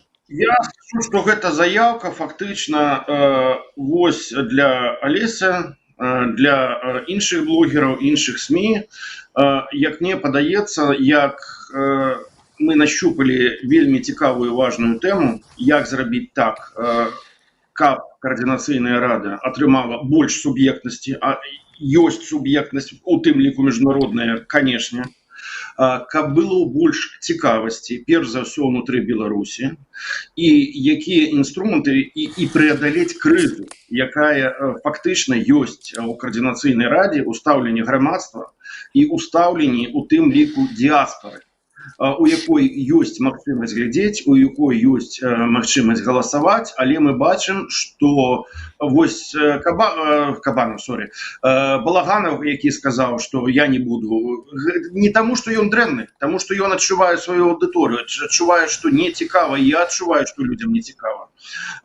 І што рабіць усім нам, магчыма, можна было бы паразмаўляць, можа быть, не на двоих, на троих, на четверых, неважно, это пытанне для СМІ і блогераў, як пераадолець крызу каардынацыйнай рады. Гэта заяўка на будучыню. Ну і фактычна, я думаю, я вот сваю прамову скончыў на данное пытанне. Дзякуй. Значыць, што рабіць, гледачы, я ведаю, што рабіць. І я гэта раблю. Я раблю дэбаты. Артём, апошняя прамова. Я бы хацеў падзякаваць Зміцеру Шыгельскаму за гэтыя дэбаты. Яны былі канструктыўнымі. Я спадзяюся, што ў межах каардынацыйнай рады мы зможам канструктыўна супрацоўнічаць і рабіць так, каб яна ўзмацнялася і каб мы дайшлі да нашай агульнай стратэгічнай мэты, гэта вярнуцца ў Беларусь. Што тычыцца нашай праграмы і нашага спісу, я думаю, гледачы, якія сочаць за гэтымі дэбатамі, добра ведаюць і наш спіс, нашага лідара спісу, наших чальцоў, якія працавалі ў каардынацыйнай радзе. І ў адрозненні ад іншых спісаў, па-першае, мы абяцалі, мы выканалі. Па-другое, шмат якія спісы не ставяць галоўную мэту, а гэта сапраўды галоўная мэта – палітычныя змены ўнутры Беларусі. Некаторыя ставяць такую мэту, але не прапаноўваюць інструментаў. Мы прапаноўваем канкрэтныя інструменты, канкрэтныя шляхі і канкрэтную стратэгію, як дамагчыся зменаў у Беларусі. Без папулізма, без крыкаў, што мы заўтра прыйдзем і ўсё зменім. Гэта цяжкі, складаны шлях, але інструменты ёсць, стратэгія ёсць, таму калі яна вам падабаецца, галасуйце за наш спіс. Коаліцыя Латушка, Рух за свабоду, нумар 9. Все як гэта. У меня, Ну, у меня есть две отказать? прапановы. У меня есть две прапановы. Першая, гэта далучайцесь яшчэ да дэбатаў, якія будуць да самых выбараў абодва спіса, таму што ёсць шмат з кім вы яшчэ там не асоба размаўлялі. А другая моя прапанова зараз выставіць апытанку, якая была ў чаце, а потым, Дзміцер, калі будзем уже вітацца і зможаш нешта адказаць. Апытанку давайте пабачым, бо я яе пакуль яшчэ не бачыў. Так, апытанка. Видите, у меня со зроком не вельмі. Так, Артем Брухан 54%, Дмитрий Шигельский 23%, супраць усіх 9%, я не планую галасаваць 5%. Дзякуй. Дзякуй за апытанку. Ну вось гледачы лічаць, што больш помню. Ну, я вось шчыра кажу, што я гэтыя апытанкі просто, ну, каб людзям было цікава. Я не лічу, што яны маюць нейкі ўплыў на то, як будуць галасаваць насамрэч там і так далей. Але ж мне цікава сярод гледачэй, што як выглядае. І таму, значыць, калі ёсць што яшчэ сказаць, я не буду вас стрымліваць і будзем ужо патрошачку зварачваць наш стрым. Дмитрий, я просто бачу, что ты хочешь нечто сказать. Так. Ну, я хотел сказать, что заклик до голосования Артем выкликал, а у меня не было такой магчымасці. Я так само скарыстаюся першае зваротам да гледачоў і не толькі гледачоў. Магчыма, для тых, хто праз СМІ, праз шортс, праз якія-то яшчэ каналы даведаецца пра тое, што былі гэтыя дэбаты. Перш за ўсё, прыняць удзел у выбарах. Я не кажу, за каго трэба галасаваць. Ну, канешне, было б пажадана галасаваць за наш блок номер 8 «Беларусы дзеяння», но перш за ўсё зарэгістравацца і прыняць удзел у выбарах. Я пагаджаюся з тым, што вельмі важна працаваць з каардынацыйнай рады, што трэба павялічваць яе суб'ектнасць, трэба вярнуць палітыку ў дзейнасць каардынацыйнай рады, трэба, каб цікавасць была да каардынацыйнай рады. Ну і я лічу, што трэба скончыць мой выступ на тым, што Артём ведае. Калі мы з Пал Палычем размаўлялі там дзесьці праз год пасля падзей 2020 года, калі мы сустрэліся, я ўвесь час яго тролю да сцягу часу, што мы сустрэліся, я думаю, там недзе был пачатак 21-го, зіма. Я сказал, ну што, Палыч, трэба рыхтавацца да марафона, да 10 год. І ён тады сказаў мне, адрэагаваў: нет, Дмітрый, што вы так кажаце, вы дэматывуеце мяне, вы ўпэўнены, што ўсё трэба рабіць значна больш хутка. Но вось амаль прайшло 5 год. Больш за 5 год, амаль 6, так што можем лічыць, што палову пуці гэтага марафона мы прайшлі. І рабіць усё, каб вярнуцца ў Беларусь, і ў Беларусь вольную, еўрапейскую, дэмакратычную і краіну, у якой ёсць свабода. Дзякуй. Вялікі Я дзякуй. тады маленечкую рэмарачку, Зміцер. Вы, я памятаю, казалі, што не патрэбна ісці ў каардынацыйную раду, а зараз балатуйцеся, таму што часам мы ўсе робім памылкі. І добра, што вы зараз ідзеце ў каардынацыйную раду. Дмитрий, я хочу, каб вы в студии сидели и друг друга плескали стаканами. Ну ладно. Дзякуй за то, что долучились. Я з вами на сувязі. Калі у вас будут прапановы кагосьці запросить яшчэ і падабаваць, гэты тыдзень будзе ўжо заняты, там усе распісаны спісы, але ж потым яшчэ да таго, як будзе галасаванне ў каардынацыйную раду, мы можам зрабіць яшчэ нейкія дэбаты.